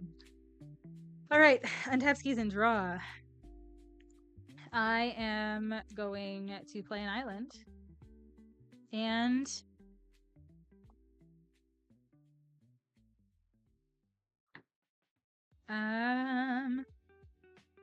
yeah, I would like to attack you for 3. Okay. I'm gonna pay 3 and untap my Safe Hold Sentry. It's a 2/4 this turn. Okay. Okay. So after that resolves, before we move to declare blockers? Yeah. Okay. I would like to pay 3 mana to cast Snake Form. Target creature loses all abilities and becomes a 1/1 green snake until the end of the turn. Okay. And I draw a card. Do it. That is a card that is both blue and green, and thus this is a 5/3 and gains trample until the end of the turn. Okay. I will draw a card. So your creature is a 1/1 snake. It's a 1/3 snake. 1/3 snake. Because it's getting +0/+2 from its own ability. But it loses all abilities. Well, it loses the activated ability, but the activated ability is still resolved. I had thought that the activated ability happened. We moved to the next phase before priority, or when priority passed. I cast that spell, so it still gets the +2/+0. +0/+2. +0/+2. Okay, all right, that's fine. I'll block your 1/1. Sounds good. And I will take 5. Great. Vanquick Cosplay is rating us. Hello, Sophia and friends. I hope you all are doing well. Y'all, if you aren't already following Vanquick Cosplay, please do so. She plays Commander on her stream at least weekly. I think maybe multiple times weekly, but at least weekly. Y'all, give her a follow if you haven't already. Raiders, hi, I'm Stephanie, and that's Brad. And you have arrived at SteelCityMTG. We are not playing Commander tonight. We are playing Limited, but we are playing very special Limited in that we have cracked some Shadowmoor and Eventide boosties. How exciting is that? I think it's very exciting. And yeah, we built some sealed decks, and now we're playing a best of 3 match. You have arrived just in time for the beginning of game 1. So thank you for being here, and also thank you for the follow, Lily Crystal Angel. Good to see you, and nice to meet you all. Thank you for sharing your community with us, Sophia. All right. So you've taken 5. I've taken 5. And it is your turn. Okay. Untap. Draw. Play of Plains. I will go to combat. Okay. I will attack you with my Safe Hold Sentry for 2. Beautiful. I will take 2. And it's 3 to untap? 3 to untap. Yep. Okay. Oof, I don't feel Brad enough. I need finger tentacles. Hold on.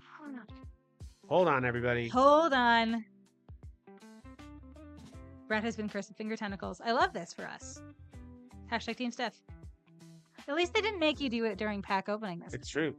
I feel like that was nice of them. So for those of you who are unindoctrinated, one of our channel point redemptions is a finger tentacle attack. And yeah, so now Brad must wear finger tentacles for the next 15 minutes. And it has dexterity implications that I think are funny. And so maybe you'll think they're funny too. Who knows? It's just so ridiculous.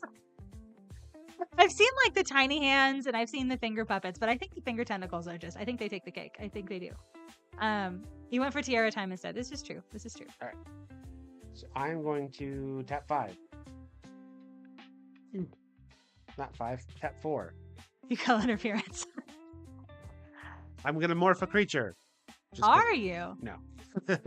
This is the Voracious Hatchling. Okay. It is a 6/6 with lifelink, but it enters with 4 -1/-1 counters. When I cast a white spell, I take a counter off. When I cast a black spell, I take a counter off. Wild. Pass to you. Okay. Untap and draw. Okay. I'm going to play a land, and I'm going to pay 4 mana for the Grazing Kelpie. Ooh. This is a trigger, so this is going to be a 5/3 and gain trample until the end of the turn. Okay. So I can pay a blue or a green and sacrifice it to put target card in a graveyard on the bottom of its owner's library, and it has persist. Brad, I would like to attack you with this 5/3 with trample. I will take 5. Go to 10. I'm feeling good about this, y'all. This Shore Crasher Mimic is like nice. I will pass the turn. All right. Tiny hands versus tentacles would be hilarious. So we actually, so on New Year's, if you look back through our VODs, you'll see on New Year's we did a Battle Bond stream with Jen and Donnie. And we had 2 different redemptions that you could do because they have an arsenal of like finger tentacles and finger puppets they have an arsenal of finger puppets and like tiny hands and all that fun stuff. And then we have an arsenal of we just have the finger tentacles here. And so we had a chat redemption for them, and then we had a chat redemption for us. And so we did have kind of dueling finger puppets. It was great. Ball you Houston, thanks for being here. It's great to see you. And Aaron's 3 Design, thank you for the follow. It is great to meet you. And Ball you Houston, thank you for watering your streamers. We appreciate you. I know this doesn't look like water, but it is. I have the little flavor drops in it. You have tentacles too. It's true. I don't think you have a full hand of them, do you? I saw your little box, and I thought you had a couple. But it's great to see you, Bayou Houston. And yes, hello, new friends indeed. Thanks for being here, y'all. Y'all, if any of you are going to be around tomorrow afternoon, at 1 p.m. Eastern, I'm going to be doing the Streamer Early Access event, so I will be streaming some Arena. So doing some IRL Limited tonight, and then some Digital Limited tomorrow during the day, and then Brad tomorrow evening at 8:30 p.m. Eastern is going to do some Limited as well. So we'll be live a bunch tomorrow, and then we'll be on OG Commander playing Commander on Thursday night. And then Friday at 12 p.m. Eastern, we're going to be doing some IRL Sealed with Lorwyn, thanks to our local game store getting us some products. So, yeah, it's going to be a whole fun time. You have a full tentacle hand sword? Very nice. I love that. All right, Brad, what you up to? Okay, so I played this Kithkin Shield there. Yeah, you did. It's 1/1. I can pay a white and tap it to give target blocking creature +2/+2. Okay. And I played a Nipgwillion, which Ah, is a 1/1 with lifelink that is both white and black. okay. I have cast 2 white spells and a black spell, so I have removed 3 -1/-1 counters Yeah, for that my thing is Voracious huge, and I Hatchling. don't like that. I would like to go to combat I'm sure you would. and attack you with a 5/5 with lifelink. That's really big. Yeah, I'm gonna take 5, and I don't like that. I'm gonna gain 5. That just like undoes one of my turns. Hooray! Freaking shirt balls! I Back in did the not game, like baby. that. I did not like that. No, I no, no. will pass the turn. Okay. Well, okay. You're plotting a D&D bard for your new campaign. Oh, very nice. Bards are fun to roleplay. I hope you have fun with that. All right.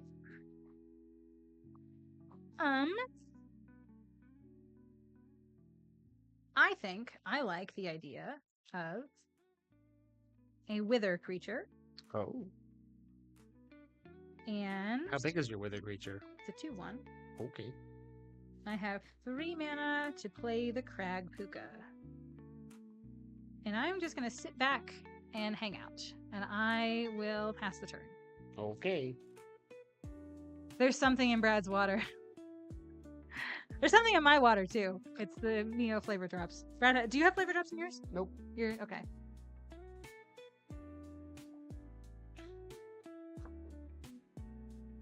Y'all, if there's anything that we opened and it's worth $5 or more and you're interested in it, you can check our Mana Pool storefront after this. It's very fun. Selling cards on Mana Pool honestly has been like so great. I really love doing it. I don't know if any of y'all sell cards online or have sold on other marketplaces before, but like you can expect about like 13% fees in other places. Mana Pool's fees are like 5%. It is literally as low as they can make them while still maintaining an operational while still maintaining their operations, and like it's great. I love it. And you're basically getting straight value as a seller, and that's just hard to beat. So you've had 3 sales this week already, and you literally just set up your storefront, Nice. right? That's amazing. Steph, how big are your creatures? 2/1, 2/3, 2/1, and 2/4. Will stack block for value. Steel City, could you perhaps make a deck box for each of us? Well, that would be kind of fun. If you want to, we'd love that. You want to DM me on socials and we can figure some stuff out. Yeah, that would be kind of fun. I like deck boxes. All right. What you up to, Brad? I don't know. I'm trying to think. So you have a bunch of creatures with 2 power? I do. Will stack block to kill angry cat. Yeah. Or kill cat that makes me angry. Maybe the cat itself is not angry. You have anything with... All right, it is not persist? Scarecrow time anymore. Scarecrow time has elapsed. I'll put this up here and hope it doesn't fall on me. And then make my hair not stick to my head anymore. What were you saying? One of your creatures has persist, yeah? This creature has persist. Hmm. Are we excited for our next event in Toronto? We are! We are!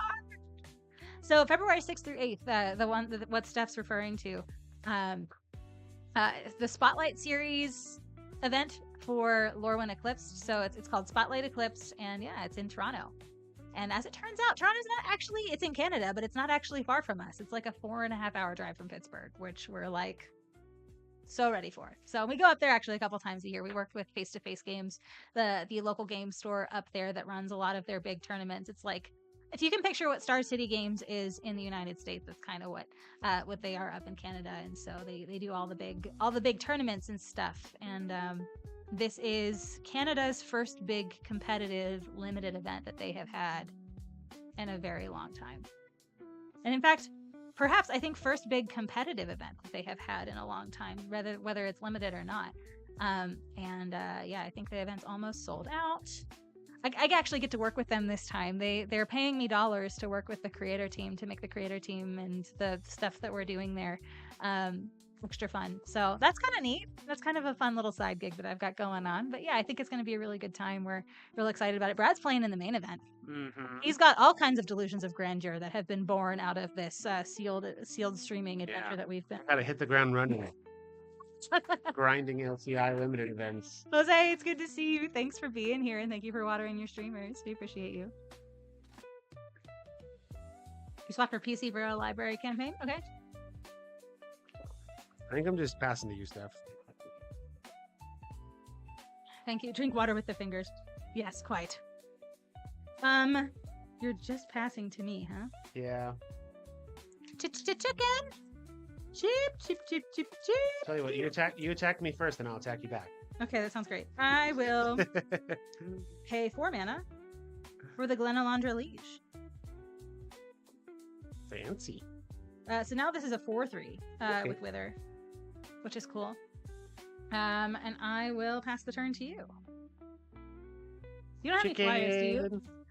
Chicken. I mean, your creatures are bigger than mine. Chicken. Your creatures are literally bigger than mine. Oh boy. Chicken. Come on. All right, cool it.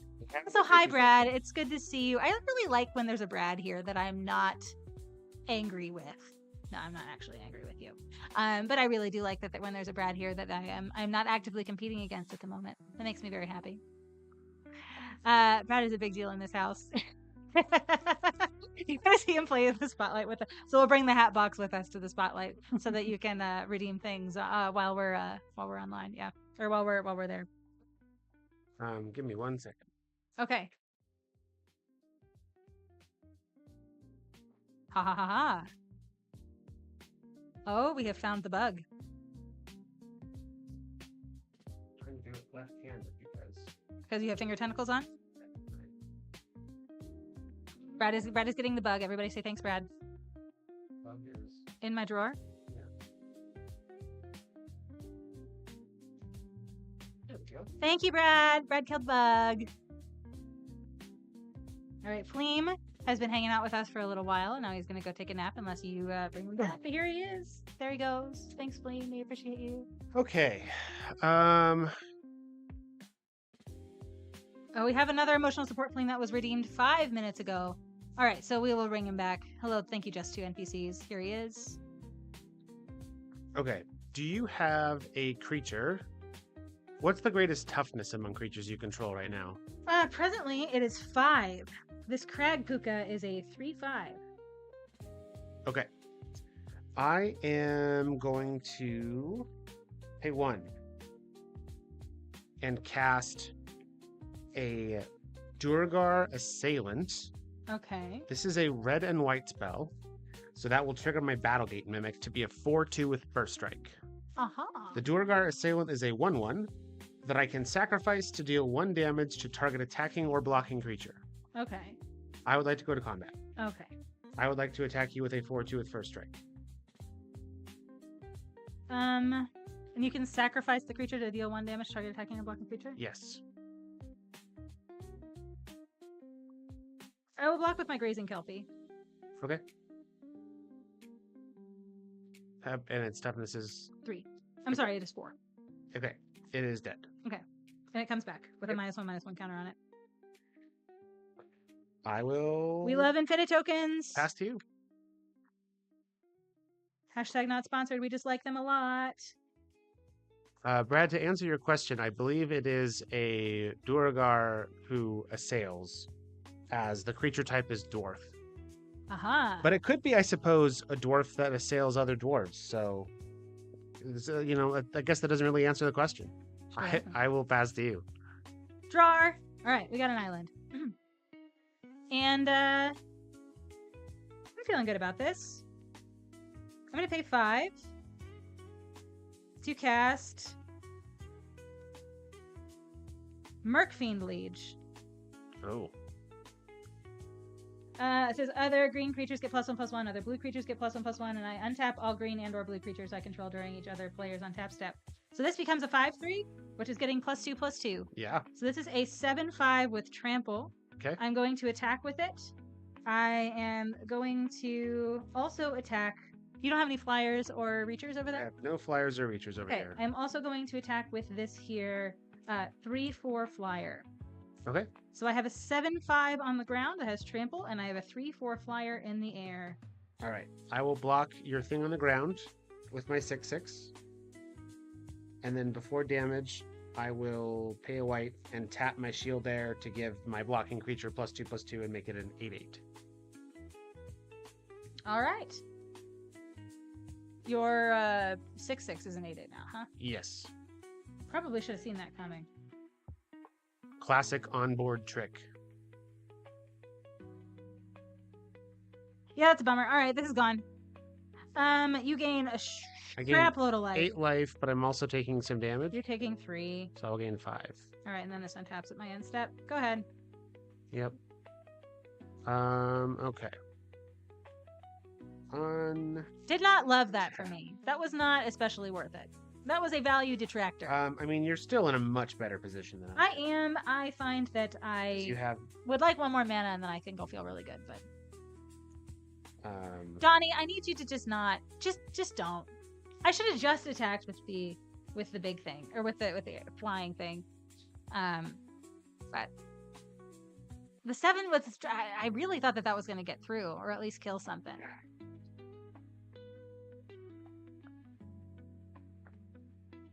Okay, I am free of the tentacles.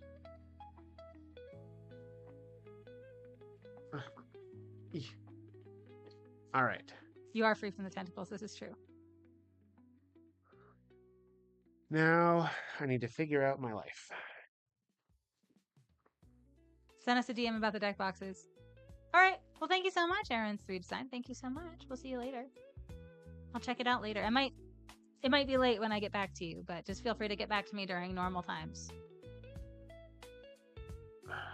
Okay, so the stats on your creatures again. A 2/3, a 4/3 with flying and defender, a 3/5, oh, I'm sorry. This is a 4/5. This is a 5/4. This is a, gosh, this is complicated in this format. This is, now granted, I don't think they anticipate you having 2 lieges. Yeah. This is a 4/6. This is a 3/4, and this is a 5/5. Okay, so it is still just wholly unworth it for me to attack. I think I will just, you know what? No, I'm gonna play this Harvest Gwillion. Okay. It is a 2/4 with Wither. Okay. And I will pass. But I think it's gonna be a little bit of a late night tonight. Probably, yeah. Sorry. That's okay. I'm gonna draw.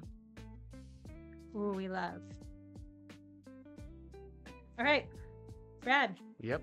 I'm not gonna fall for the same thing again. I'm gonna attack you with a 3/4 in the air. Take 3. Second main. I'm gonna pay 6 mana. I'm gonna cast Una. Oh yeah.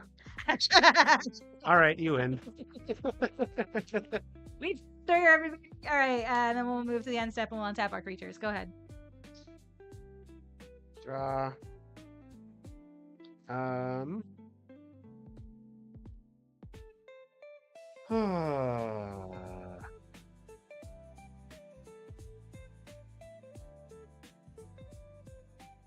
Yeah, I mean, I don't feel like I get anywhere by just sitting here. But I agree. so I will attack you with this 6/6 with lifelink, and Okay. I think that's probably it. 6/6 with lifelink. I will block with my large wither creature. So this is a 5 power wither creature. Okay.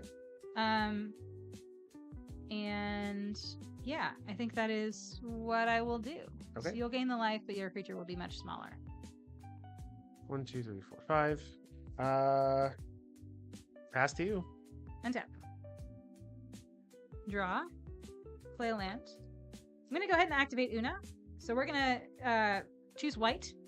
And where X is 6, so you will remove the top 6 cards from your library from the game, and for each card of the chosen color removed this way, I make a 1/1 blue and black fairy rogue. Okay. It is 3. Okay. I will make 3 of these things. 3, except they're 4/4s. Yeah. Yeah. Yeah. All right. I'll go to combat. I would like to attack you with the Glenalandra Liege and with with Una. Una is an 8/8 in the air, and Glenalandra Liege is a 3/4. I'm gonna cast Back an Apparition. Okay. I'm gonna exile a card from your graveyard. That will say the one on top. Okay. And make a 1/1 white and black spirit. Yes. I'll use that to block Una. Sounds good. And I will, and this will take 2 counters off of this. And I will take 3. Cool. All done? I'm done. Okay, you got it. Move to the rollover and die step. Yeah. You stick Una and you're just... I mean, even before you had the 2 lieges. 2 lieges, and that like... was, I mean, granted, the math was a little challenging there. But yeah. Y'all, we are in an ad break right now, and if you are here with us, that means you are subscribed to our channel. We appreciate you. Thanks for doing that. Thanks for helping us out. Yeah, we're gonna just keep on keeping on here, but we get to do this in part because you are supportive of us, and we are grateful for you. Thank you for that. You gotta go for the night. Have a great game and go, Brad. All right, just 2 NPCs. I'm gonna try, but it's not looking good. Steph's deck is insane, and my deck is fine. See, it's just, it feels good to know that when the universe doesn't actively smile upon you all of the time, with respect to the number of rares that you get in your sealed pool, that I have a shot. I have a shot at winning. It is nice to know that. Yeah. Happy Steph is best Steph. Scarecrow won. There you go. It's true. It's true. The Scarecrow, I think, was a very important part of the strategy there. So I'm glad that we're keeping our hat stats up to date.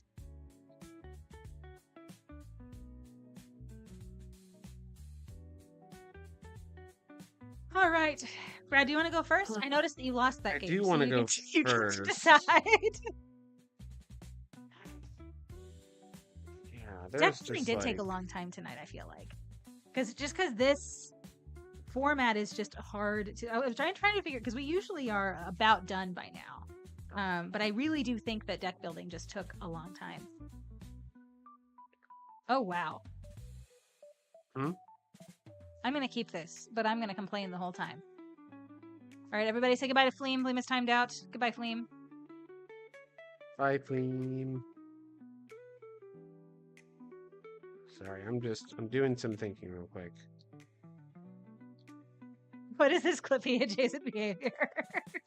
Listen, I don't have as many opportunities to be insufferable about winning as Brad does. And so I just really need to capitalize on it when I have those opportunities. All right.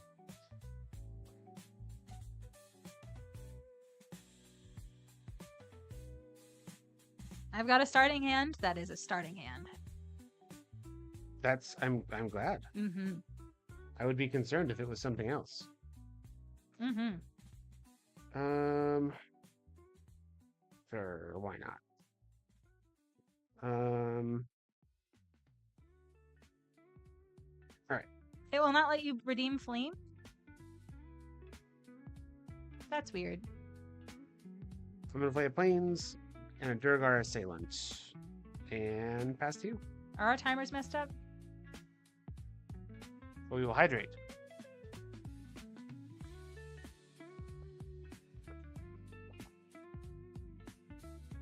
Oh, we do have a hydrate redeem. Okay, sorry about that. Oh, we do have emotional support Fleam. Here it is. Hello, emotional support Fleam. Thank you so much. And yes, thank you for watering your streamers, Quinn. We appreciate you. And Valia Houston, we appreciate you being on the Fleam team. Thank you for bringing him back. It's very funny because Twitch will tell us like analytics for, or give us analytics for like, oh yeah, these are the things that your chat was really excited about. These are the chat redemptions that they did the most. And like every single time, its emotional support flame is just like off the charts compared to everything. It's very funny. But yeah, it's my turn. Question mark? Yep. Okay, great. I'm gonna play an island Bogle. I will pass. Okay.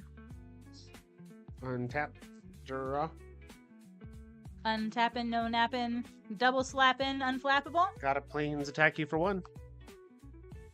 I will. Does it have 1 toughness? Yep. Is that first strike? Nope. I would like to block it. Okay. We'll trade. Yeah. I will play my Kithkin Shield Air. I don't like that. Pass to you. Okay. Draw. I will play a land and I will pass the turn. Untap. Rawr. Play a land. Attack for 1. Speaking of emotional support flame. Okay, what are we speaking of? I'll take 1.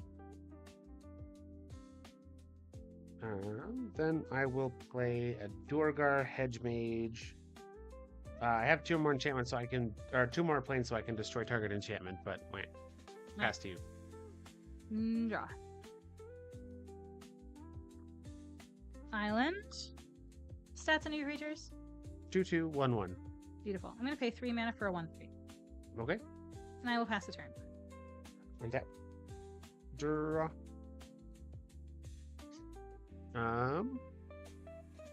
I will pass to you. I did not see Boss's art yesterday. Oh no.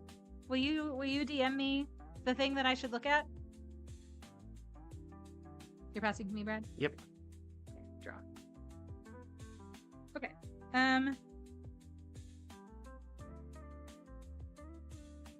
Island.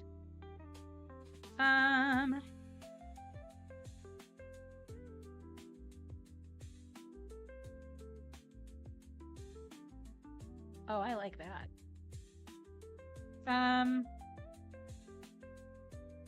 I'd like to attack you for 1. Okay. I will block with the 2/2. In the air? The one's in the Oh, air. no. Then I take 1. Yeah. I apologize. I should have said in the air. I will pass the turn. Okay. End step. I have a Zealous Guardian. It has flash. Great. That's fine. Okay. Draw.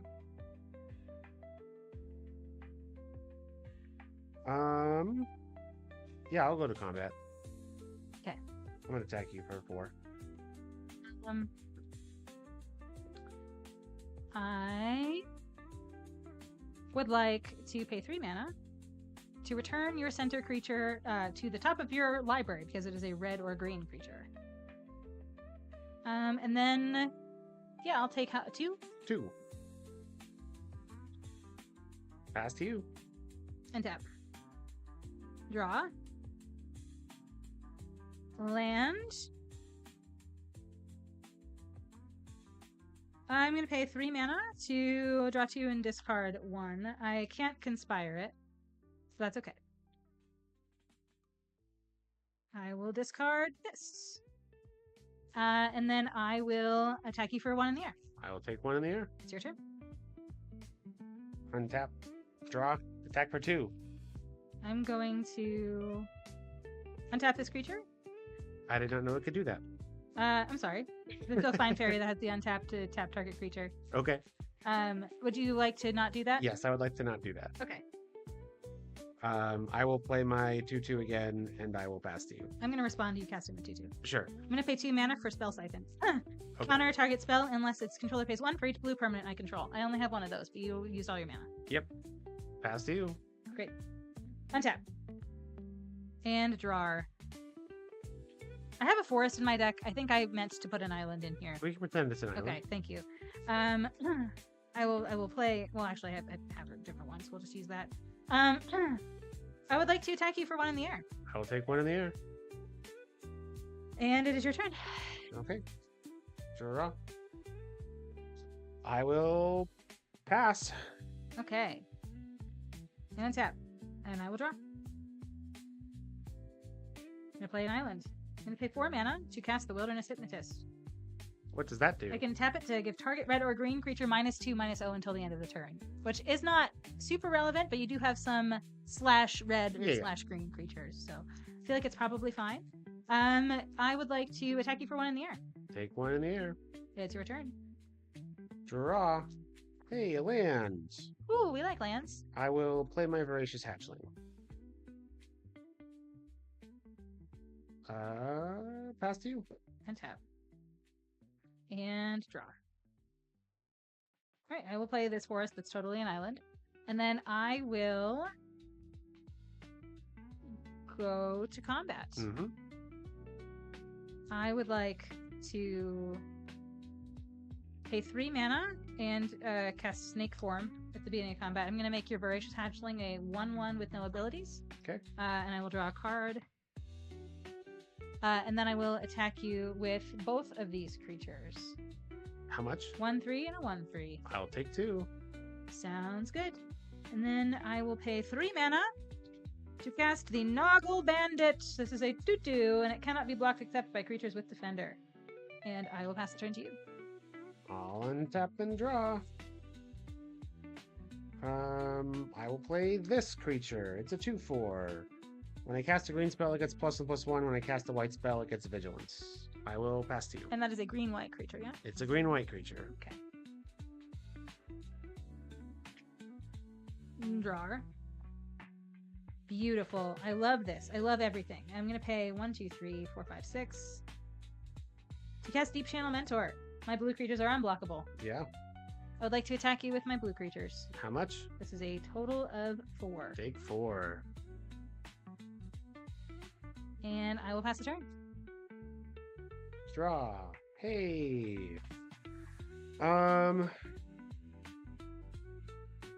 will play my Deathbringer Liege. Ooh. So my white creatures get +1/+1. My black creatures get +1/+1. When I cast a white spell, I can tap a creature. When I cast a black spell, I can destroy a creature if it's tapped. Okay. How big is your fairy? Oh, it's a 1/3. Oh, it's a 1/3, yeah. And when you I can pay 2 and pay 2 to untap it. okay, I'll go to combat. Yeah. How big is your Deep Channel Mentor? I can pay 2 to untap it and then tap target creature. So, I actually think, yeah. My Deep Channel Mentor is a 2/2. Okay, so I'm going to combat. Yeah. I'm going to attack you with a 3/5. Okay. Oh, sorry, it's a 3/5 with Vigilance Oh. because I cast a white spell.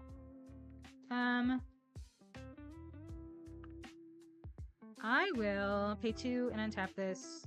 I'm gonna tap down your Liege. Okay. Your Liege's stat block is the biggest stat block of your creatures, right? This is the biggest. It's a 3/5. Okay, then in that case, I will tap that down. Sure. But I'm just gonna take the 3. Okay. Pass to you. Probably should have done that before combat. That's probably what I will do from now on. Alright, I will draw. I play an island. We've got a lot of those around here. Your total available power on your board is how much? 2, 4, 7. Okay. I think I like my odds here. So 1, 2, 3, 4, 5, 6 coming at you here. I'll take 6. And it's your turn. Okay. Untap. Draw.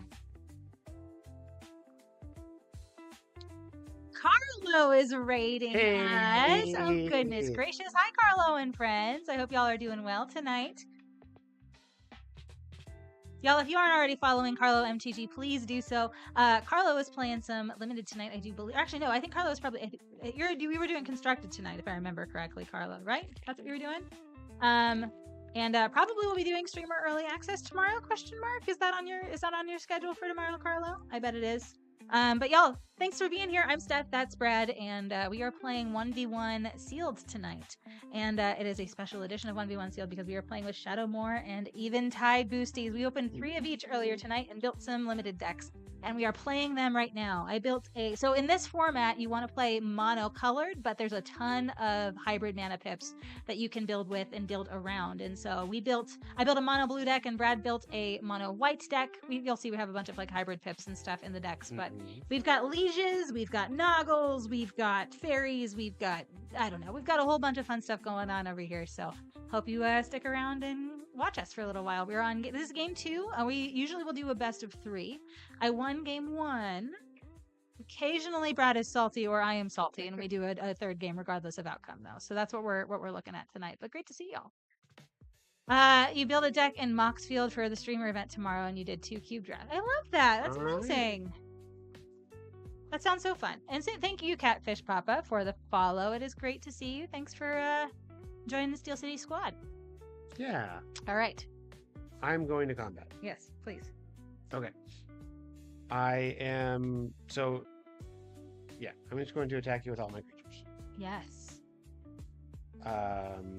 3, 4, 5, 6, 7, 10. I will take 10.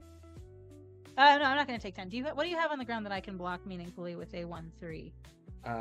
Several things. Also, your creature on the left is not tapped, but it will be tapped whenever I untap. I have not cast a white spell. Oh, fair enough. So it does not have vigilance. Okay. Thank you for the follow, Soren the Great. Good to see you. But yeah, so is there something that I can meaningfully block with a 1/3? So you've untapped your thing. Uh-huh.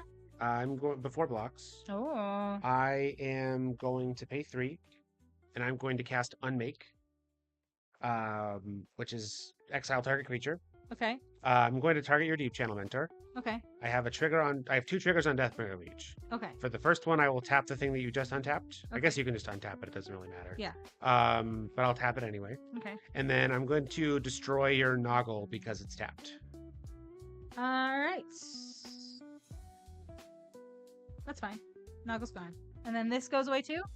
Yes. That one's exiled. Wow. The Noggle is destroyed. Wow. Okay. So I'm taking 10 here? Yeah. Wow.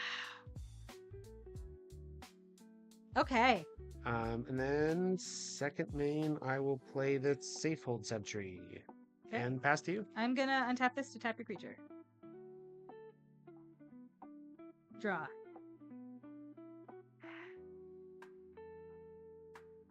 Gosh darn it. I haven't missed a land drop this whole game, in case you're wondering.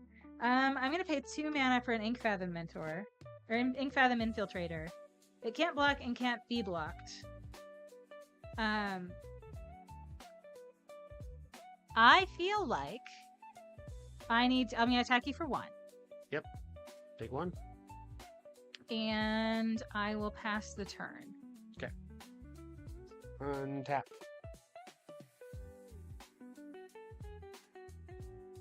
Draw.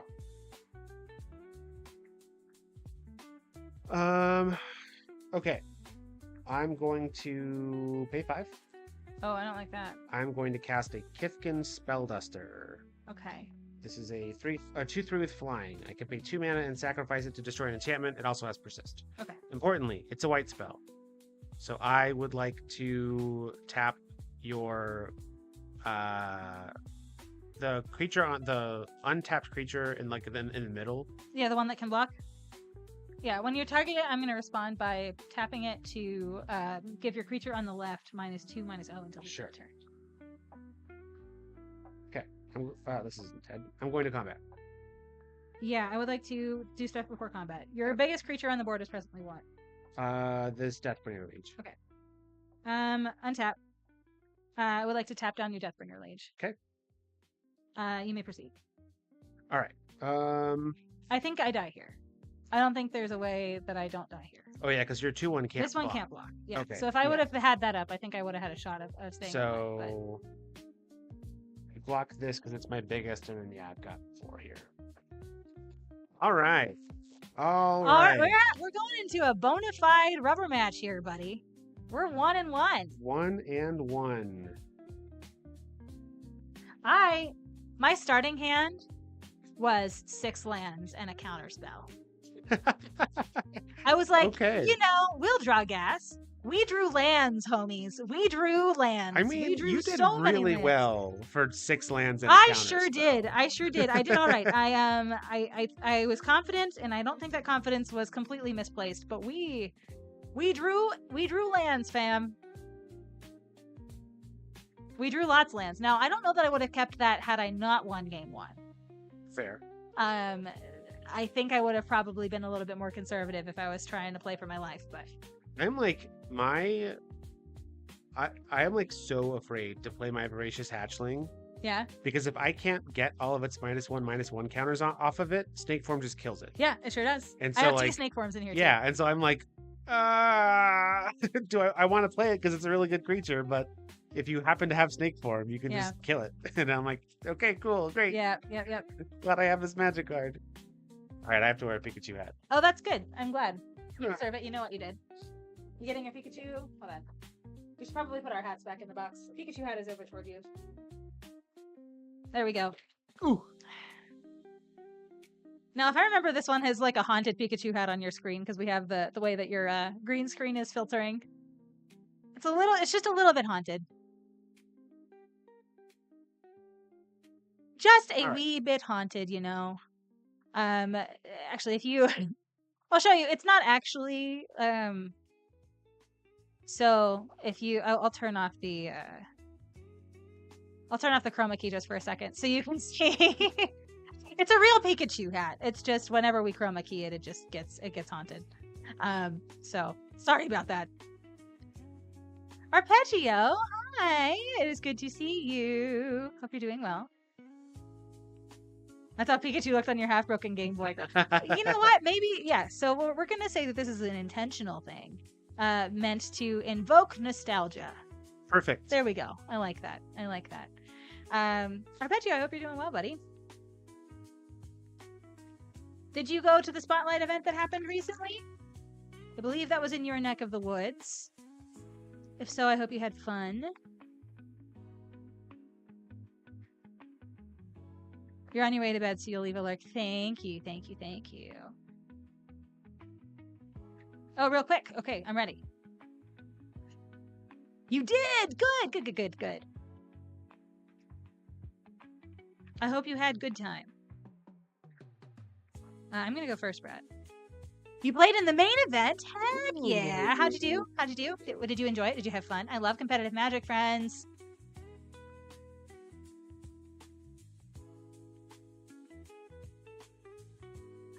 Tatted in let's see. Tatted nerd. I'm not very good at understanding elite things right off the bat. But hello, thank you for being here. I'm Steph. That's Brad. It's nice to meet you. Thanks for the follow.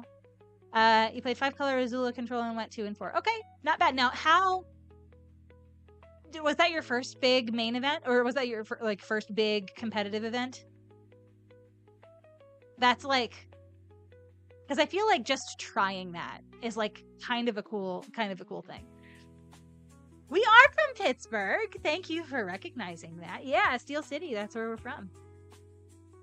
Your first big competitive event. Love that. Honestly, huge props for you for trying that out. Brad's playing, and now it's not his first competitive event, but it's his first big competitive event in probably in a while.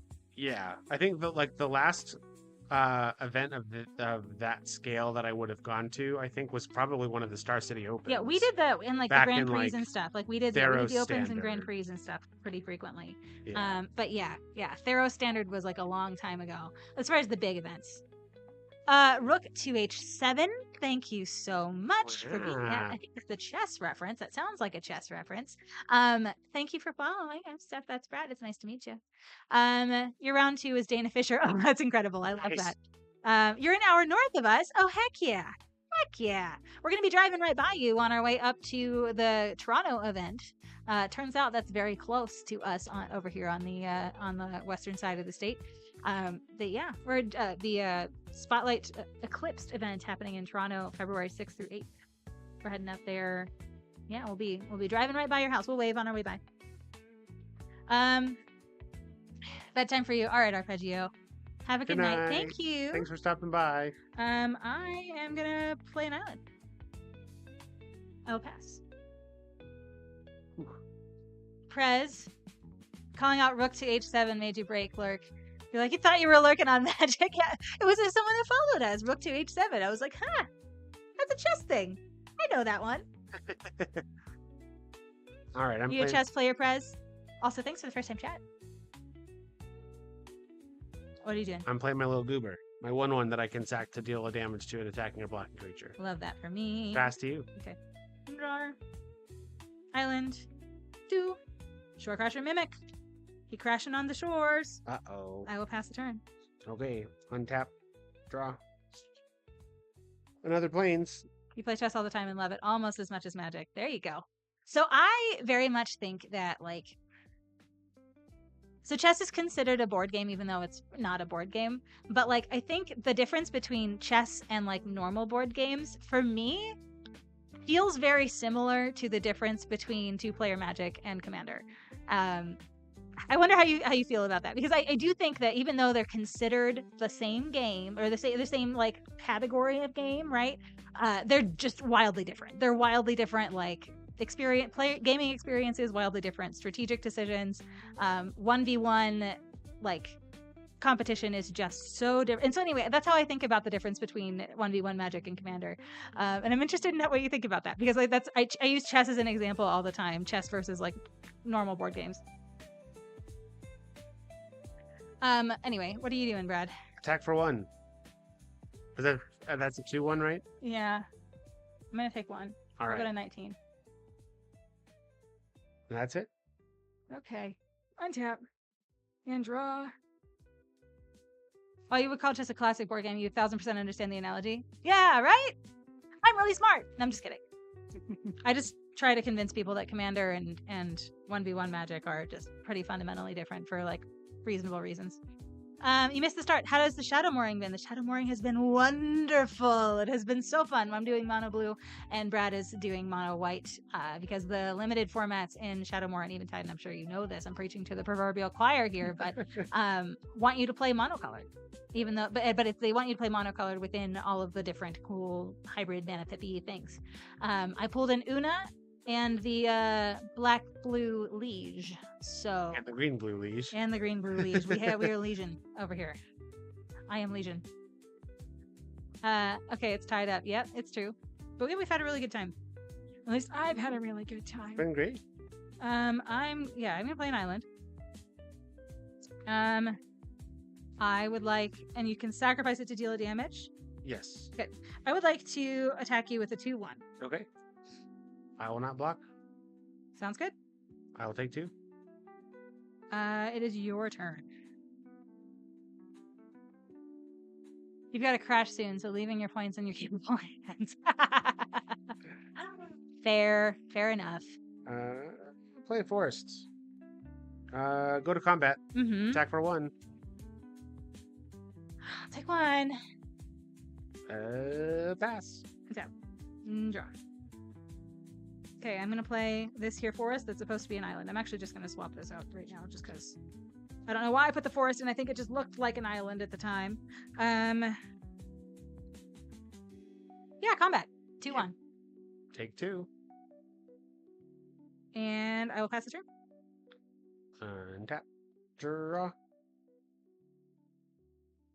Play land. I will go to combat. Uh-huh. Attack for 1. I'll take 1. I'm winning this race right now. I'm not. If it ain't broke, don't fix it. I'm going to play a Somnomancer. This is a 2/1, and when it enters, I will tap your creature. Okay. And then pass. Draw. All right. Combat. Yep. 2/1. I would like to block. I will respond. Yep. You know what? No, I will not. I will not respond. We're Okay. gonna let that happen. Sounds good. And then I'm gonna pay 4 mana to cast Grazing Kelpie. It's your turn. Okay. That's how big. Grazing Kelpie is a 2/3 and has persist. Got it. Draw. Land. I will play a Kithkin Spellduster, also a 2/3 with persist, but mine has flying. You over here dusting my spells. Darn right, someone's gotta. I will throw a card on the floor, apparently, Good. Oh no. and I will pass to you. Great. Untap skis and draw. Ooh, we like this. I'm gonna pay 1 mana for the Bogle. Bogle. And then I would like to attack you. Yep. The 2/3 with persist. Okay. I will block. I'm gonna respond. Yep. I'm gonna pay 3 mana. We're gonna snake form it. Okay. I'm gonna draw a card. You've done the So your thing. creature's a 1/1 with no abilities. Yep. And then it is your no, it's not your turn. I'm gonna play a land. And then I'm gonna pass. Okay. Untap and draw. A Kelpie guy. It's a Kelpie fat truffle looking thingy. Alright. Deathbringer Liege. Yes. Your Bogle's a 2/2? My Bogle's a 1/1. Okay. I attack you with a 2/2. Mm-hmm. I'm gonna take 2. Okay. Pass to you. Okay. Your liege, its power and toughness is what? 3/4. I don't like it. I don't like it. I don't like it. I don't like it. All right, I'm gonna draw. What?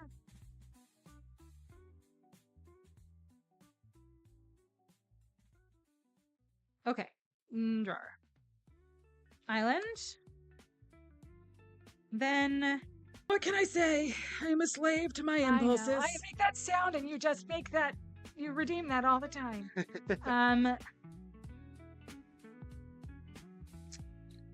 Yeah. No. I'm gonna pay 4 mana. So when the liege is on cast. Yeah. When I cast a white spell, I tap target creature. When I cast a black spell, I can destroy target creature if it's tapped. I want this for me. I'm gonna pay 4 for the Wilderness Hypnotist. Okay. And then you said it's a 2/3? 3/4. 3/4. I'm gonna pass the turn to you. Okay. On tap. Draw. Lauren is great at weird little guys. I agree wholeheartedly. Play a land. Okay, so how big are your creatures? I have a 2/3, a 1/1, and a 1/3. Okay, I'm gonna go to combat. Yeah. I'm gonna attack for 3. Alright, I will stack block with all of them. Okay.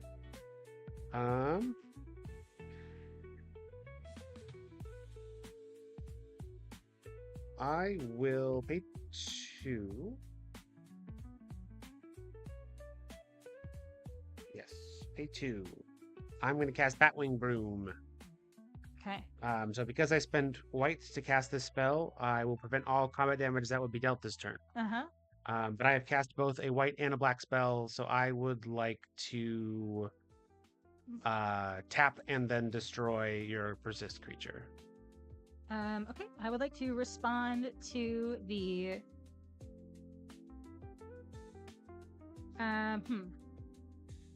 So you're preventing all combat damage that's dealt this turn. Yep. And then you're killing my persist creature. Yes.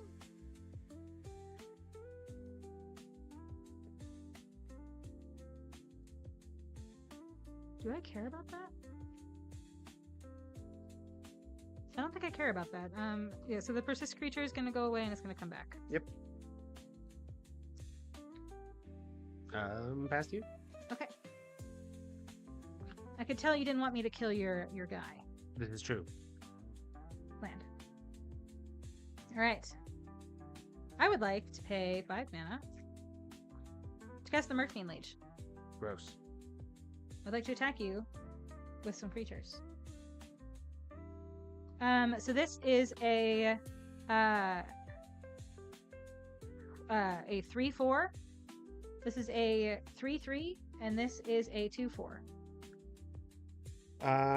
Yeah, just give me the total. I said 3. So this is a 3/3. This is a 2. So this is 5 here, and then this is 3/4. So it's a total of 8. I'll take 8.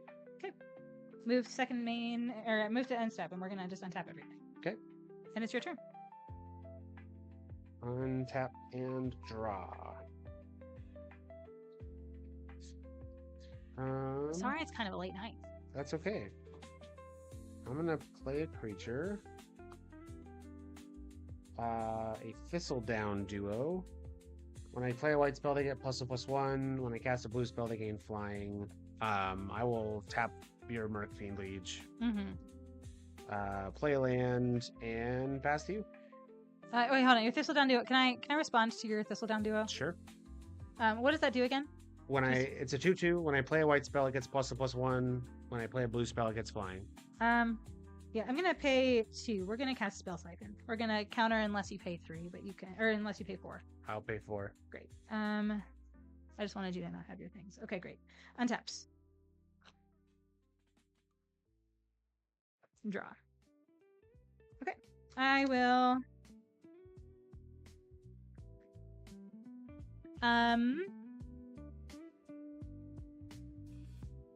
Thistledown Duo. Your stats, can you read them front to back? 3/3. Yeah. 3/4. 2/2.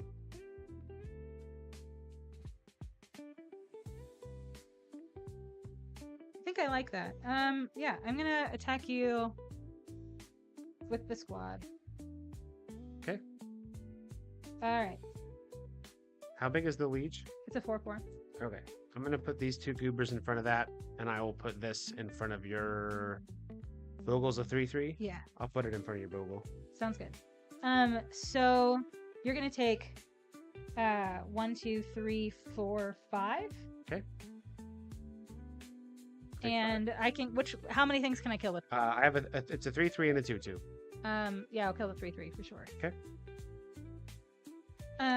And then this dies. I think that's still better for me overall. And then second main, I'm gonna pay 5 mana for the River Kelpie.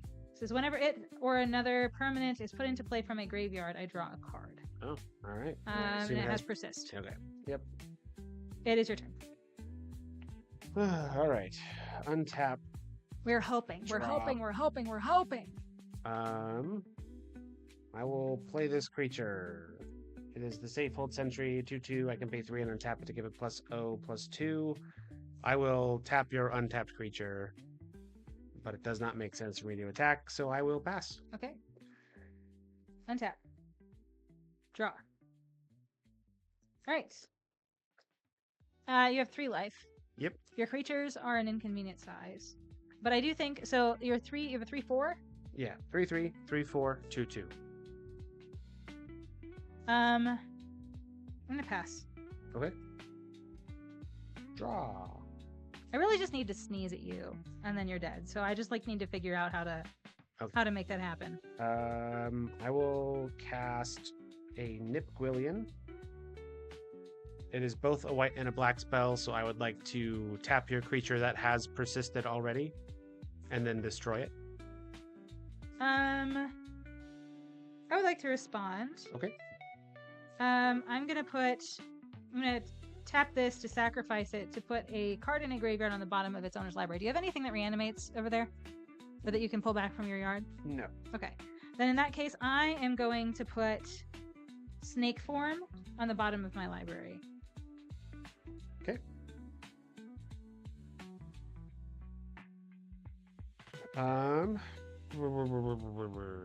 How big are your creatures now? I have a 1/3 and a 3/3.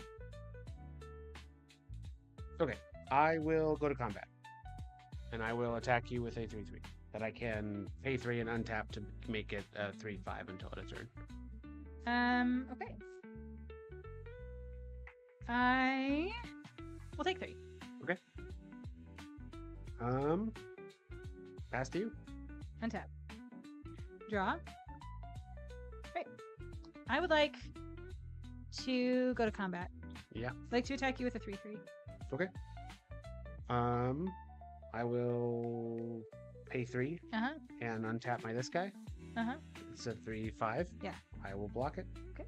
I would like to respond. Sure. Pay 3 for Snake Form. Sure. Does that change its colors?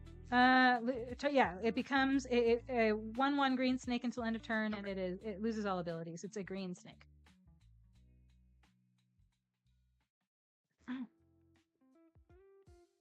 And it is not your turn. I'm sorry. I'm going to pay 3 mana for Crag Puka, which is a 2/4, and I can pay 1 to switch its power and toughness until the end of the turn. Okay. I'm going to pass the turn. I'll draw.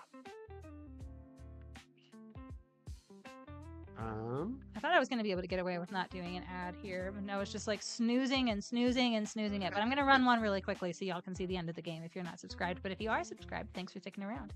But yeah, we'll be back in 90 seconds, y'all. Okay. So you have a 1/3, and you have a 2/4 whose power and toughness you can switch. Mm-hmm. Okay. I'm going to pay 4 mana to cast the Safe Hold Duo. Mm-hmm. This is a white spell.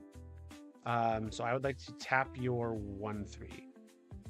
I would like to respond by tapping it to give your creature on the far right -2/-0 until the end of the turn. Okay. And then I will go to combat. Mm-hmm. I will attack you with a 3/3 with lifelink. Yeah. Yeah, it's Are you fine. sure? Yes. I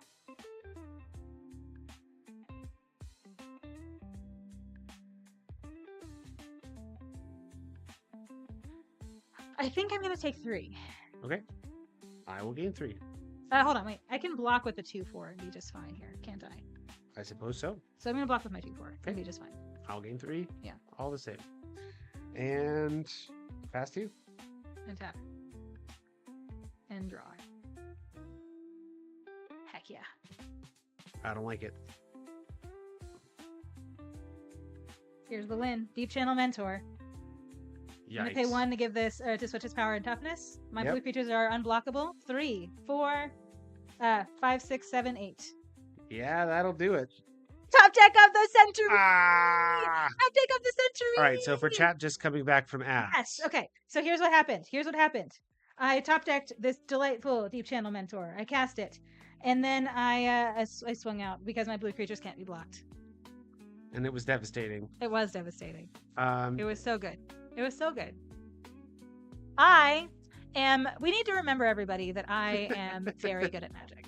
I am very smart. Very smart and good at And Magic. totally did not, had nothing to do with luck. This being on top of my library, it's just, inconsequential.